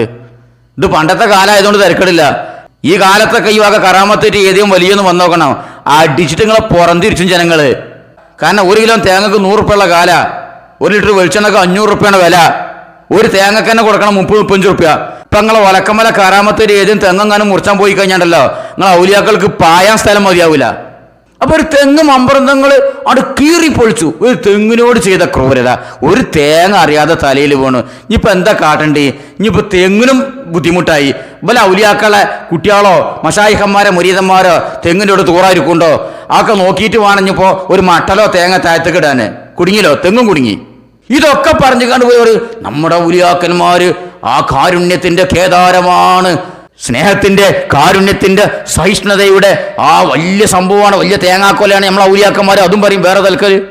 മടവൂരിനെ കുറിച്ച് വേറെ കഥ കേട്ടോളി. മടവൂരിന്റെ കാരുണ്യത്തിനെ കുറിച്ച് ഇങ്ങനെ ഒലിപ്പിക്കാണ് കേട്ടോളി. അവിടുത്തെ ശരീരത്തിൽ ഒരു കൊതുക് വന്നിരുന്നാൽ അതിനെ ശല്യം ചെയ്യാറില്ല, ആ കൊതുകിനെ കൊല്ലാറില്ല. ആ കൊതുകിന് റബ്ബ് എന്റെ ശരീരത്തിൽ നിശ്ചയിച്ചിരിക്കുന്ന റിസ്ഖിനെ ഞാൻ മുടക്കുന്നില്ല. ആ കൊതുകിന് അല്ലാഹു നിശ്ചയിച്ചിരിക്കുന്ന റിസ്ഖിന് ഞാൻ തടസ്സം നിൽക്കുന്നില്ല. കൊടുവള്ളി അബൂബക്കർ ഹാജിയാണ് അടുത്തുണ്ടായിരുന്നപ്പോൾ ശൈഖുനാന്റെ ശരീരത്തിൽ, ദേഹത്തിൽ വന്ന് കടിച്ചിരിക്കുന്ന കൊതുകിനെ തല്ലിയത്. ആ കൊതുക് മരിച്ചുപോയി, അതിന്റെ ജീവൻ പോയി. സുഹൃത്തുക്കളെ, ശൈഖുനാന്റെ മുഖം മാറുകയാണ്, അവിടുത്തെ മുഖത്ത് പ്രയാസം പ്രകടമാവുകയാണ്. അബൂബക്കർ ഹാജി പാശ്ചാത്തപിക്കുകയാണ്. അബൂബക്കർ ഹാജിയുടെ മനസ്സിൽ വല്ലാത്ത സങ്കടം വന്നുപോയി. ശൈഖുനാക്ക് ഇഷ്ടപ്പെട്ടില്ലല്ലോ, നിങ്ങൾ അതിനെ കൊന്നുവല്ലേ? ശൈഖുന അബൂബക്കർ ഹാജിയോട് പ്രയാസത്തോടെ ചോദിക്കുകയാണ്. അത് ശരിയായില്ല എന്ന അർത്ഥത്തിൽ ശൈഖുന മഹാനവർകളുടെ മനസ്സിലുള്ള വേദന പ്രകടിപ്പിക്കുകയാണ്. ഇങ്ങനെ ഒരു ഉറുമ്പിനെ പോലും നോവിക്കാതെ ലോകത്തുള്ള സർവ്വസത്യജാലങ്ങൾക്കും അനുഗ്രഹം നൽകിയ, റഹ്മത്ത് നൽകിയ മഹാനാണ് ശൈഖുന സി.എം. വലിയുള്ളാഹ്. മടവൂരിന്റെ ദേഹത്തിരുന്നിട്ട് ചോര കുടിച്ച ഒരു കൊതുകിനെ കൊന്ന ചരിത്രം ഈ പറയണത്. എന്താ അപ്പൊ അത് കഥ? ഒരു കൊതുവിനെ മനുഷ്യൻ കൊന്നിട്ടേ, അത് സ്വാഭാവികമല്ലേ, മനുഷ്യന്റെ ശരീരത്തിൽ കൊതുക് ഇരിക്കുമ്പോ, പ്രത്യേകിച്ച് നിങ്ങൾ ഔലിയാക്കളെ ശരീരത്തിനാണ് ഇരിക്കണമെങ്കിൽ ഇത് കണ്ടുകൊള്ളാൻ ചിലപ്പോ അടിച്ചു കണ്ടു കൊല്ലും. അപ്പൊ അതങ്ങോട്ട് കേട്ടപ്പോ കാരുണ്യത്തിന്റെ കേദാരമായ മടവൂരിന്റെ മുഖം കൊണ്ട് ചുവന്നു. നിങ്ങളാ കൊതുകിനെ കൊന്നു കളഞ്ഞു അല്ലേ? IPC 302 മനഃപൂർവ്വമുള്ള കൊലപാതകം. ഏതായാലും നിങ്ങൾ അതിന്റെ പേരിൽ 14 വർഷം ജീവപര്യന്തം തടവനുഭവിക്കുകയോ 5 ലക്ഷം നഷ്ടപരിഹാരം കിട്ടുകയോ വേണമെന്ന് മടവൂര് പറയാത്തത് ഭാഗ്യമായുമല്ല. മടവൂർ പറയുക, ആ കൊതുവിന് അള്ളാഹു കൊടുത്ത റിസ്കല്ലേ, അത് അതിന്റെ അവകാശമല്ലേ. അപ്പൊ മറ്റേതോ ആകാശത്തിലൂടെ പറക്കുന്ന കിളിക്ക് ഭൂമിയിലേക്ക് കാഷ്ടിക്കുക എന്നുള്ളത് അതിന്റെ അവകാശമല്ലേ. അടിയിൽ കൂടി പോണത് മടവൂരാണോ, മാധവൻകുട്ടിയാണോ, ജീലാനിയാണോ, ജനാർദ്ദനൻ കുട്ടിയാണോ എന്നുള്ള ഈ ജീവികൾക്കറിയോ? ഏതായാലും മടവൂരിന്റെ ശരീരത്തിൽ നിന്ന് കണ്ട് ചോര കുടിച്ച കൊതുകിന് അബൂബക്കർ ഹാജി കൊന്നല്ലോ. അപ്പൊ മടവൂരുണ്ടാക്കിയ പുകിലാണ് ഈ പറയണത്. അത്രയും കാരുണ്യത്തിന്റെ കേദാരമാണ് നമ്മളെ ഔലിയാക്കള്. എന്താ തൊൽച്ചല്, എന്താ പൊലമ്പല്? അപ്പൊ സഹോദരങ്ങളെ, ഇതാണ് ഇവന്മാരെ അവതരിപ്പിക്കുന്ന ഔലിയാക്കളെ കഥ. ഇത് തോന്നിയ സമയത്ത് കാരുണ്യത്തിനെ കുറിച്ചുള്ള ക്ലാസ് വരാൻ ചെയ്യും. അപ്പൊ ഔലിയാക്കളെ കാരുണ്യത്തിന്റെ ഇങ്ങനെ പറയും. അതല്ല ജനങ്ങളെ പേടിപ്പിക്കാനാണെങ്കിലോ അപ്പൊ ഔലിയാക്കളെ ക്രൂരതകളെ കുറിച്ച് എങ്ങനെ പറയും. ജനങ്ങളെ പേടിപ്പിച്ചും പ്രതീക്ഷയിലും നിർത്തുക, അതാണ് സംഭവം. മനസ്സിലായോ? ഈ 2 വികാരത്തിന്റെ മുകളിലുള്ള ജനങ്ങളൊക്കെ ജീവിക്കുന്നത്, പേടി, പ്രതീക്ഷ. അപ്പൊ നമ്മൾ ഔലിയാക്കളെ മൂട്ടിൽ അങ്ങനെ തൂങ്ങി നടന്നു കഴിഞ്ഞാൽ ഒരു കാരുണ്യത്തിന്റെ കേദാരമാണ് നമ്മളെ ഔലിയാക്കളങ്ങൾ മെയിൻ രീതിയിലേ, ഓല് ക്രൂരന്മാരാണ്. ഇതൊക്കെ പറഞ്ഞിങ്ങനെ ഈ ജനങ്ങളെ കുപ്പിയിലാക്കി ഇങ്ങനെ നടക്കുക. ഇതാണ് യുവന്മാരെ സ്ഥിരം പരിപാടി. സഹോദരങ്ങളെ, ഈ പറഞ്ഞ ക്ലിപ്പുകളൊക്കെ വർഷങ്ങൾക്ക് മുമ്പ് പുലമ്പിയത് ഞാൻ അത് കുറച്ചു കാലമായി മുറിച്ചു വെച്ചിട്ട്. മനസ്സിലായോ? ഇപ്പൊ ഈ കറാമത്ത് പുലമ്പുന്ന ഒരുത്തന്റെ വായൊന്നും കറാമത്ത് വരുന്നില്ല. ഇതൊക്കെ കൂച്ചുവലം കിട്ടു. ആരിട്ടു? സലഫികളിട്ടു. അള്ളാനെ പേടിച്ചിട്ടല്ല, സലഫികളെ പേടിച്ചിട്ടാണ് ഇവരൊക്കെ നിർത്തിയത്. സലഫികളെ പേടിച്ചിട്ട് മീൻസ് സലഫികളുടെ ദഅവത്തിൽ ആകർഷകരായ ഇവരെ അനുയായികൾ കൊഴിഞ്ഞു പോകുന്നുണ്ട് എന്ന് പേടിച്ചപ്പോഴാണ് ഇവന്മാർ ഇതൊക്കെ നിർത്താൻ തുടങ്ങിയത്. ഇത് സലഫികൾ ഉണ്ടാക്കിക്കൊണ്ടിരിക്കുന്ന ദഅവത്തിന്റെ അനന്തര ഫലങ്ങളാണ്. ഇതിങ്ങനെ കെടുത്തിക്കൊണ്ടിരിക്കുക. ഇവന്മാരെങ്ങനെ കറാമത്ത് ഇങ്ങനെ ആളി കത്തിക്കൊണ്ടിരിക്കുകയോ ഇവന്മാരെ വായിലൊക്കെ. അപ്പൊ സലഫികൾ വെള്ളം ഒഴിച്ചിട്ട് കെടുത്തി. ഇത് നോക്കുമ്പോ ഉണക്കപ്പുല്ലിന് തീയ പിടിച്ച മാതിരിയാണ്. ഒരു ഭാഗത്ത് നമ്മൾ കെടുത്തുമ്പോ വേറെ ഭാഗത്ത് ആളി കത്തണു. വലിയ കറാമത്ത് വെടിവീരന്മാര്, ബടായി വീരന്മാരൊക്കെ ഇങ്ങനെ ഒതുങ്ങി ഒതുങ്ങി വരുമ്പോ പിടിച്ചിനെ കാട്ടിയും വലുത് മടയിൽ എന്ന് പറഞ്ഞ മാതിരി ഇതാ സമസ്തന്റെ പ്രസിഡന്റ് സുലൈമാൻ മുസ്ലിയാര് മൂപ്പര മകൻ തന്നെ വലിയ ബടായിട്ട് ഇറങ്ങിക്കണം. കേട്ടോളി. ഞങ്ങൾ മദീനയിൽ ചെന്നപ്പോ അവിടുന്ന് റയീസുൽ സലാമൊക്കെ പറഞ്ഞ ശേഷം മുത്തുനബി സല്ലല്ലാഹു അലൈഹി വസല്ലം ഞങ്ങളോട് പറഞ്ഞു, ഞാൻ ഇവിടുത്തെ ആബാവും മഹത്തൊക്കെ നജാത്തിന്റെ ആളുകളാണ്, നല്ലവരാണെന്ന് വിശ്വസിക്കുന്നു. അത് പറയുന്നു. അത് ശരിയല്ലെങ്കിൽ എനിക്ക് ഉണർത്തി തരണം. ഇവിടുന്നാണ്, ഇവിടുത്തെ നൂറാണ് അവ്വൽ മഖ്ലൂഖ് എന്ന് ഞാൻ വിശ്വസിക്കുന്നു പറയുന്നു. അത് ശരിയല്ലെങ്കിൽ എനിക്ക് ഉണർത്തി തരണം. അങ്ങനെ കുറെ ആദർശങ്ങൾ അവിടെ വെച്ച് നബി സല്ലല്ലാഹു അലൈഹി വസല്ലം തങ്ങളെ മുമ്പിനെ പറഞ്ഞു. അപ്പൊ തങ്ങൾ തിരുത്തി കൊടുത്തിട്ടില്ല, അപ്പൊ തങ്ങൾ അത് അംഗീകരിച്ചു എന്നർത്ഥം. കേട്ടില്ല സഹോദരങ്ങളെ, ഇതൊക്കെ ഇങ്ങനെ പോലമ്പണെങ്കിൽ കുറച്ചൊന്നും ജഹാലത്ത് പോരാ. അയാൾക്ക് എത്ര പ്രായമുണ്ട്? AP സമസ്തയുടെ പ്രസിഡന്റ് ഈ സുലൈമാൻ മുസ്ലിയാരുടെ മകനാണത്, മൂത്ത മകനാണെന്ന് എൻ്റെ അറിവ്. അപ്പൊ എന്താണ്, സുലൈമാൻ മുസ്ലിയാര് മദീനത്ത് പോയപ്പോ കുറെ നിർദ്ദേശങ്ങൾ, ആദർശപരമായ കാര്യങ്ങൾ നബിനോട് ഇങ്ങനെ എണ്ണി പറഞ്ഞു. എന്ത്, അവിടുത്തെ കുടുംബങ്ങളൊക്കെ നല്ലവരാണ്, സ്വർഗത്തിന്റെ ആളുകളാണെന്നാണ് ഞാൻ വിശ്വസിക്കുന്നത്, അത് ശരിയല്ലെങ്കിൽ അങ്ങ് തിരുത്തി തരണം. റസൂല് മുണ്ടില്ല. അപ്പൊ ശരി തന്നെ. പിന്നെ അവലുൽ മഖ്ലൂഖ്, ആദ്യത്തെ സൃഷ്ടി അവിടുത്തെ നൂറാണ് എന്നാണ് എൻ്റെ വിശ്വാസം, അത് ശരിയല്ലെങ്കിൽ തിരുത്തി തരണം. അപ്പോഴും നബി മുണ്ടിയില്ല. അപ്പൊ ശരി തന്നെ. അങ്ങനെ കുറേ വിഷയങ്ങൾ, ആദർശപരമായ വിഷയങ്ങൾ ഇങ്ങനെ പറഞ്ഞപ്പോൾ റസൂലുള്ള മൗനം പാലിച്ചു. ആ മൗനം സമ്മതം. അപ്പൊ റസൂലുള്ള പ്രതികരിച്ചില്ല. അതിനർത്ഥം ആ പറഞ്ഞൊക്കെ ശരിയാണ്. ഇങ്ങനെ പറയണ എന്തൊക്കെ കാര്യങ്ങൾ പറയാ. ഇപ്പൊ നമ്മൾ ചെന്നിട്ട് ചോദിക്കാണ്, സലഫികൾ ചെന്നിട്ട് ചോദിക്കുക, സലഫികൾ റസൂലുള്ളാഹിന്റെ ഖബറിൽ പോയി റസൂലുള്ളാഹിയോട് ഇങ്ങനെ സംസാരിക്കൂല, അത് വേറെ കാര്യം, അവിടെ സലാം പറഞ്ഞു പോരാന്നല്ലാതെ. അപ്പൊ സലഫികൾ ഒന്ന് ചോദിക്കുക, സാങ്കല്പികമായി നിങ്ങൾ വിചാരിക്കും സലഫികൾ ഒന്ന് ചോദിക്കണേ, ഇവിടുത്തെ കാന്തപുരം ഭൂലോക ഫ്രോഡാണ്, കാളനാണ്, അയാളെ പിൻപറ്റി നടക്കുന്ന കുറെ മൊല്ലാക്കന്മാര്, സമുദായത്തിനെ ഊറ്റാൻ നടക്കുന്ന കൗമാണ്, വഞ്ചകന്മാരാണ്, നരകത്തിലേക്ക് ആളെ റിക്രൂട്ട് ചെയ്യുന്ന പുരോഹിത പിശാചുക്കളാണ് റസൂല്, അത് ശരിയില്ലെങ്കിൽ നിങ്ങൾ തിരുത്തി തന്നെ എന്ന് പറഞ്ഞാൽ റസൂലുള്ളാഹിന്റെ പ്രതികരണം ഒന്നും ഉണ്ടാവില്ല. അപ്പൊ ശരിയെന്ന അർത്ഥം തന്നെ. ഈ സലഫികളെ മാറ്റി ഞങ്ങൾ നബിനോട് ചോദിക്കണം പറയാത്ത ആൾക്കാരാണല്ലോ. നിങ്ങളെ EK സമസ്ത, ഔദ്യോഗിക സമസ്ത പറയണേ കാന്തപുരം കൂട്ടാളികളും പാക്ക കള്ളന്മാരാണ്, ശംസുൽ ഉലമ EK അബൂബക്കർ മുസ്ലിയാരടക്കം ധിക്കരിച്ചിട്ട് പുറത്തു പോയി ഉണ്ടാക്കിയ സംഘടനയാണ് കാന്തപുരത്തിന്റെ സംഘടന, അതിന്റെ പ്രസിഡന്റാണ് സുലൈമാൻ മുസ്ലിയാര്, അവരൊക്കെ പ്രേച്ചോലല്ലേ റസൂല് എന്ന് ചോദിക്കുമ്പോൾ മറുപടി ഒന്നും കിട്ടിയില്ല. അപ്പൊ അതിന്റെ അർത്ഥം ശരി തന്നെയാണ്. അങ്ങനെ നിങ്ങൾ മനസ്സിലാക്കിയത്, നിങ്ങൾ ചോദിക്കണീനൊക്കെ റസൂലും ഔലിയാക്കളും ഉടനടി സ്പോട്ടിൽ മറുപടി തരും എന്നാണ് പോലെ വിശ്വാസം. അപ്പൊ ഇതിന് മറുപടി തന്നില്ല, അപ്പൊ അത് ശരി തന്നെ ഇവരാണ് വ്യാഖ്യാനിച്ചു. ഇവന്മാർക്ക് ഔലിയാക്കളെ അമ്പിയാക്കളെ കുറിച്ചുള്ള വിശ്വാസം ഉണ്ടല്ലോ, ഈ ജെമിനി ആപ്പിനോട് ചോദിക്കണ മാതിരി ചോദിച്ചാൽ അപ്പൊ തന്നെ മറുപടി അങ്ങനെ കിട്ടണം. അത് കിട്ടിയില്ലെങ്കിലോ അത് വേറെ കോലത്തിൽ വ്യാഖ്യാനിക്കും.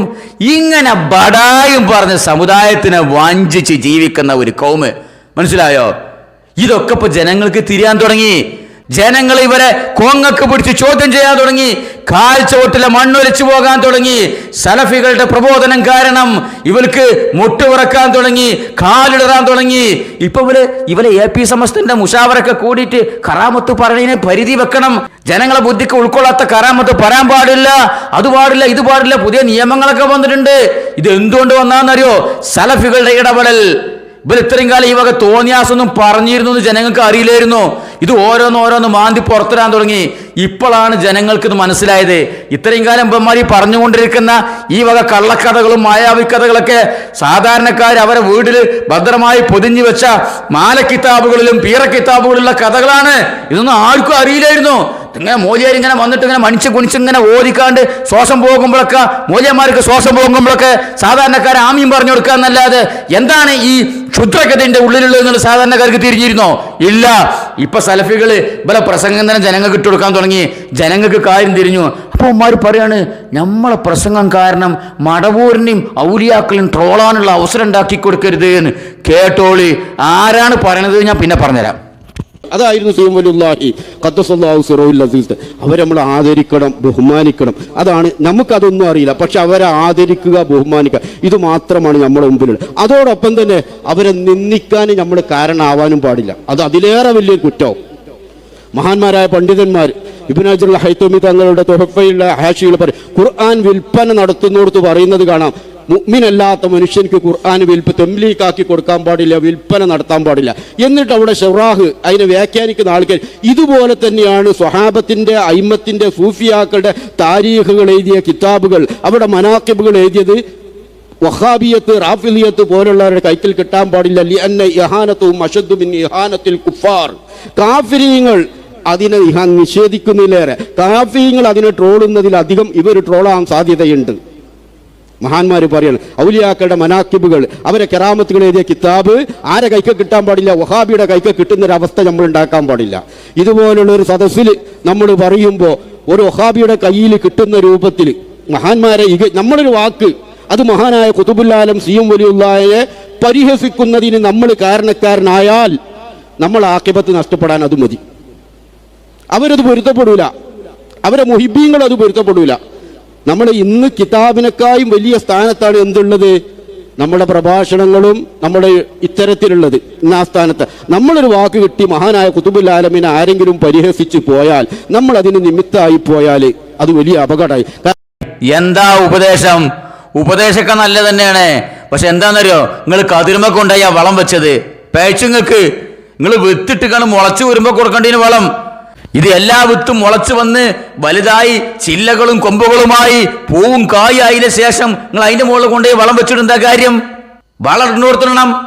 ഇപ്പൊ പറയണേ, നമ്മളൊരു പ്രസംഗം, നമ്മൾ എഴുത്തുകാരനം, ഔലിയാക്കളെ താരീഖുകളും മനാക്കിബുകളും വഹാബികളെ കയ്യിൽ കിട്ടാൻ കാരണമാകരുത്. വഹാബികൾ ട്രോളും. അതുകൊണ്ട് മടവൂരടക്കമുള്ള ഔലിയാക്കളെ കുറിച്ച് വഹാബികൾ കേൾക്കണ കോലത്തിലും അവർ വായിക്കണ കോലത്തിലും ഒന്നും എഴുതുകയോ പറയുകയോ ചെയ്യരുത്. എടോ, ഞാൻ പല പ്രാവശ്യം പറഞ്ഞിട്ടുണ്ട്, നിങ്ങൾ വീടിനുള്ളിൽ അടച്ചു മൂട്ടിയിട്ട് നിങ്ങളെ കെട്ടിയോളെയും കുട്ടികളെയും മുന്നിലിരുത്തി കണ്ട് ബടായി പറഞ്ഞോളേയും. ഞങ്ങൾ നിങ്ങൾ വീടിന്റെ ഉള്ളിൽ കയറി വരൂല. നിങ്ങളെ വാതിൽ ചവിട്ടി പൊളിച്ചിട്ട് ഇവിടെ പറയാൻ പാടില്ല, ഞങ്ങൾ പറയില്ല. നിങ്ങൾ ഈ പൊതു പ്ലാറ്റ്ഫോമില് പൊതുസമൂഹത്തിന്റെ മുമ്പിൽ സോഷ്യൽ മീഡിയയിലാണ് ഇസ്ലാമിന്റെ പേരിലുള്ള ഈ വിഡ്ഢിത്തങ്ങളും ഈ വിവരക്കേടുകളും ഈ കൊടിയ കുഫറും വിളമ്പുന്നത്. ഇത് ഞങ്ങൾ കേൾക്കുന്നുണ്ട്, പൊതുജനങ്ങൾ കേൾക്കുന്നുണ്ട്. ഇതിന്റെ സത്യാവസ്ഥ പൊതുജനങ്ങൾക്ക് പറഞ്ഞു കൊടുക്കൽ ഞങ്ങളുടെ ബാധ്യതയാണ്. അതപ്പോ ഞങ്ങൾ ചെയ്തുകൊണ്ടിരിക്കുന്നത്. ഇതിന് ആരായി പറയണത്? നമ്മൾ കാരണം മടവൂരിനെ ട്രോളാൻ, മഹാന്മാരെ ട്രോളാൻ അവസരം ഉണ്ടാക്കരുത് എന്ന് പറഞ്ഞത് ആരെന്നറിയോ? വൈലത്തൂർ യൂസുഫുൽ ബുഖാരിന്റെ മോനാണിത്. അച്ചങ്ങായി അടുത്ത കാലത്താണ് മരിച്ചത്. അയാളാണ് ഏറ്റവും കൂടുതൽ മടവൂരിനെ കുറിച്ച് പടായി പറഞ്ഞത്. എടോ, ബാപ്പ ജീവിച്ചിരിക്കുന്ന കാലത്തൊന്ന് പറഞ്ഞു കൊടുത്തോടി എനിക്ക്, ബാപ്പ അങ്ങനെ പറയാൻ. ആരാണത്? മരിക്കണ നേരത്ത് സീയം സീയം സീയം എന്ന് പറഞ്ഞിട്ട് ശരണം വിളിച്ച് മരിച്ചാള്. അയാളാ പറഞ്ഞത് എന്ത്? പ്രപഞ്ചത്തിന്റെ ഉത്ഭവം തൊട്ട് മടവൂരിന് തുല്യനായി ആരുമില്ല എന്ന്. ഒന്ന് പറഞ്ഞെടുത്തുടനെ ചങ്ങായി എനിക്ക്, ബാപ്പ നിങ്ങൾക്ക് വയസ്സും പ്രായമായതാണ്, വിവരക്കേട് പറയല്ലേ. നിങ്ങൾ ഈ പ്രസംഗം കാരണം മടവൂരിന് ഔലിയാക്കളെ ആൾക്കാർ ട്രോളുണ്ടെന്ന് ഇത് ജീവിച്ചിരിക്കുന്ന കാലത്ത് പറഞ്ഞിട്ടുണ്ടാ. ബാപ്പ മരിച്ചിട്ട് ഇപ്പൊ 5, 6, 7 കൊല്ലായി ആണ്ടൊക്കെ കഴിച്ചതിന് ശേഷം ഇപ്പൊ മടവൂരിന്റെ ചാർത്തകം എന്ന് പറയണ്, നമ്മുടെ പ്രസംഗം കാരണം ജനങ്ങൾ ഔലിയാക്കളെ ട്രോളാൻ കാരണമാകരുത്. ട്രോളോടു നിങ്ങളെ പ്രസംഗം വായടച്ചുമുണ്ടാതിരുന്നോ എല്ലാം ഞങ്ങൾ മാന്തി പുറത്തിടും. ഇൻഷാ അല്ലാഹ് പൊതുജനം നിങ്ങളെ തെരുവിൽ കൈകാര്യം ചെയ്യുന്ന അവസ്ഥയിലേക്ക് സലഫികളുടെ പ്രബോധനം കാര്യങ്ങളെ കൊണ്ടെത്തിച്ചിട്ടുണ്ട്. അതിന്റെ പ്രകമ്പനാണ് ഈ കാണുന്നതൊക്കെ. നമ്മൾ അങ്ങനെ പറഞ്ഞുകൂടാ. കറാമത്ത് ജനങ്ങളെ ബുദ്ധിക്ക് ഉൾക്കൊള്ളാത്ത കറാമത്ത് പറയാൻ പാടില്ല എന്നുള്ളത് പുതിയ ബോധോദയം ഉണ്ടായത് ഞങ്ങളെ പ്രവർത്തനം കണ്ട അള്ളാന്റെ തൗഫീഖ് കൊണ്ട്. ഇൻഷാ അല്ലാഹ് വിടാൻ ഞങ്ങൾ ഉദ്ദേശിച്ചിട്ടില്ല. ഈ സമുദായത്തിന്റെ മുമ്പിൽ ഏത്തമിടിച്ചിട്ട് ഞങ്ങൾ വിടുള്ളൂ. കുറെ ഉണ്ടെങ്കിൽ മൂടി വെച്ചത് മാന്തി പുറത്തിടാന്. അള്ളാഹ് ആയുസ്സും ദീർഘായുസ്സും ആരോഗ്യവും ആഫിയത്തും തരണമെങ്കിൽ ഇൻഷാ അല്ലാഹ് കുറെ ഞാൻ തന്നെ പുറത്തേക്ക് വിടും. ഇതിന്റെ ബാക്കി ഇൻഷാ അല്ലാഹ് താമസിയാതെ അടുത്ത എപ്പിസോഡിലൊക്കെ കാണാം. ഇവർ പറഞ്ഞു കൂട്ടിയ തോന്നിയാസങ്ങളും ദീനിന്റെ പേരിലും ഔലിയാക്കളെ പേരിലും ഈ കറാമത്തിന്റെ പേരിലും ഇവന്മാര് പൊതുസമൂഹത്തെ സാക്ഷി നിർത്തി വളമ്പിക്കൂട്ടിയ വിഡ്ഢിത്തത്തിന്റെയും കുഫറിന്റെയും വാചകങ്ങൾ ഓരോന്നോരോന്നായി ഞങ്ങൾ പുറത്തു കിടുക തന്നെ ചെയ്യും. ഇൻഷാ അല്ലാഹ് ബാക്കിയുള്ള കാര്യങ്ങൾ അടുത്ത എപ്പിസോഡുകൾ ചർച്ച ചെയ്യാം. അസ്സലാമു അലൈക്കും വറഹ്മത്തുള്ളാഹി.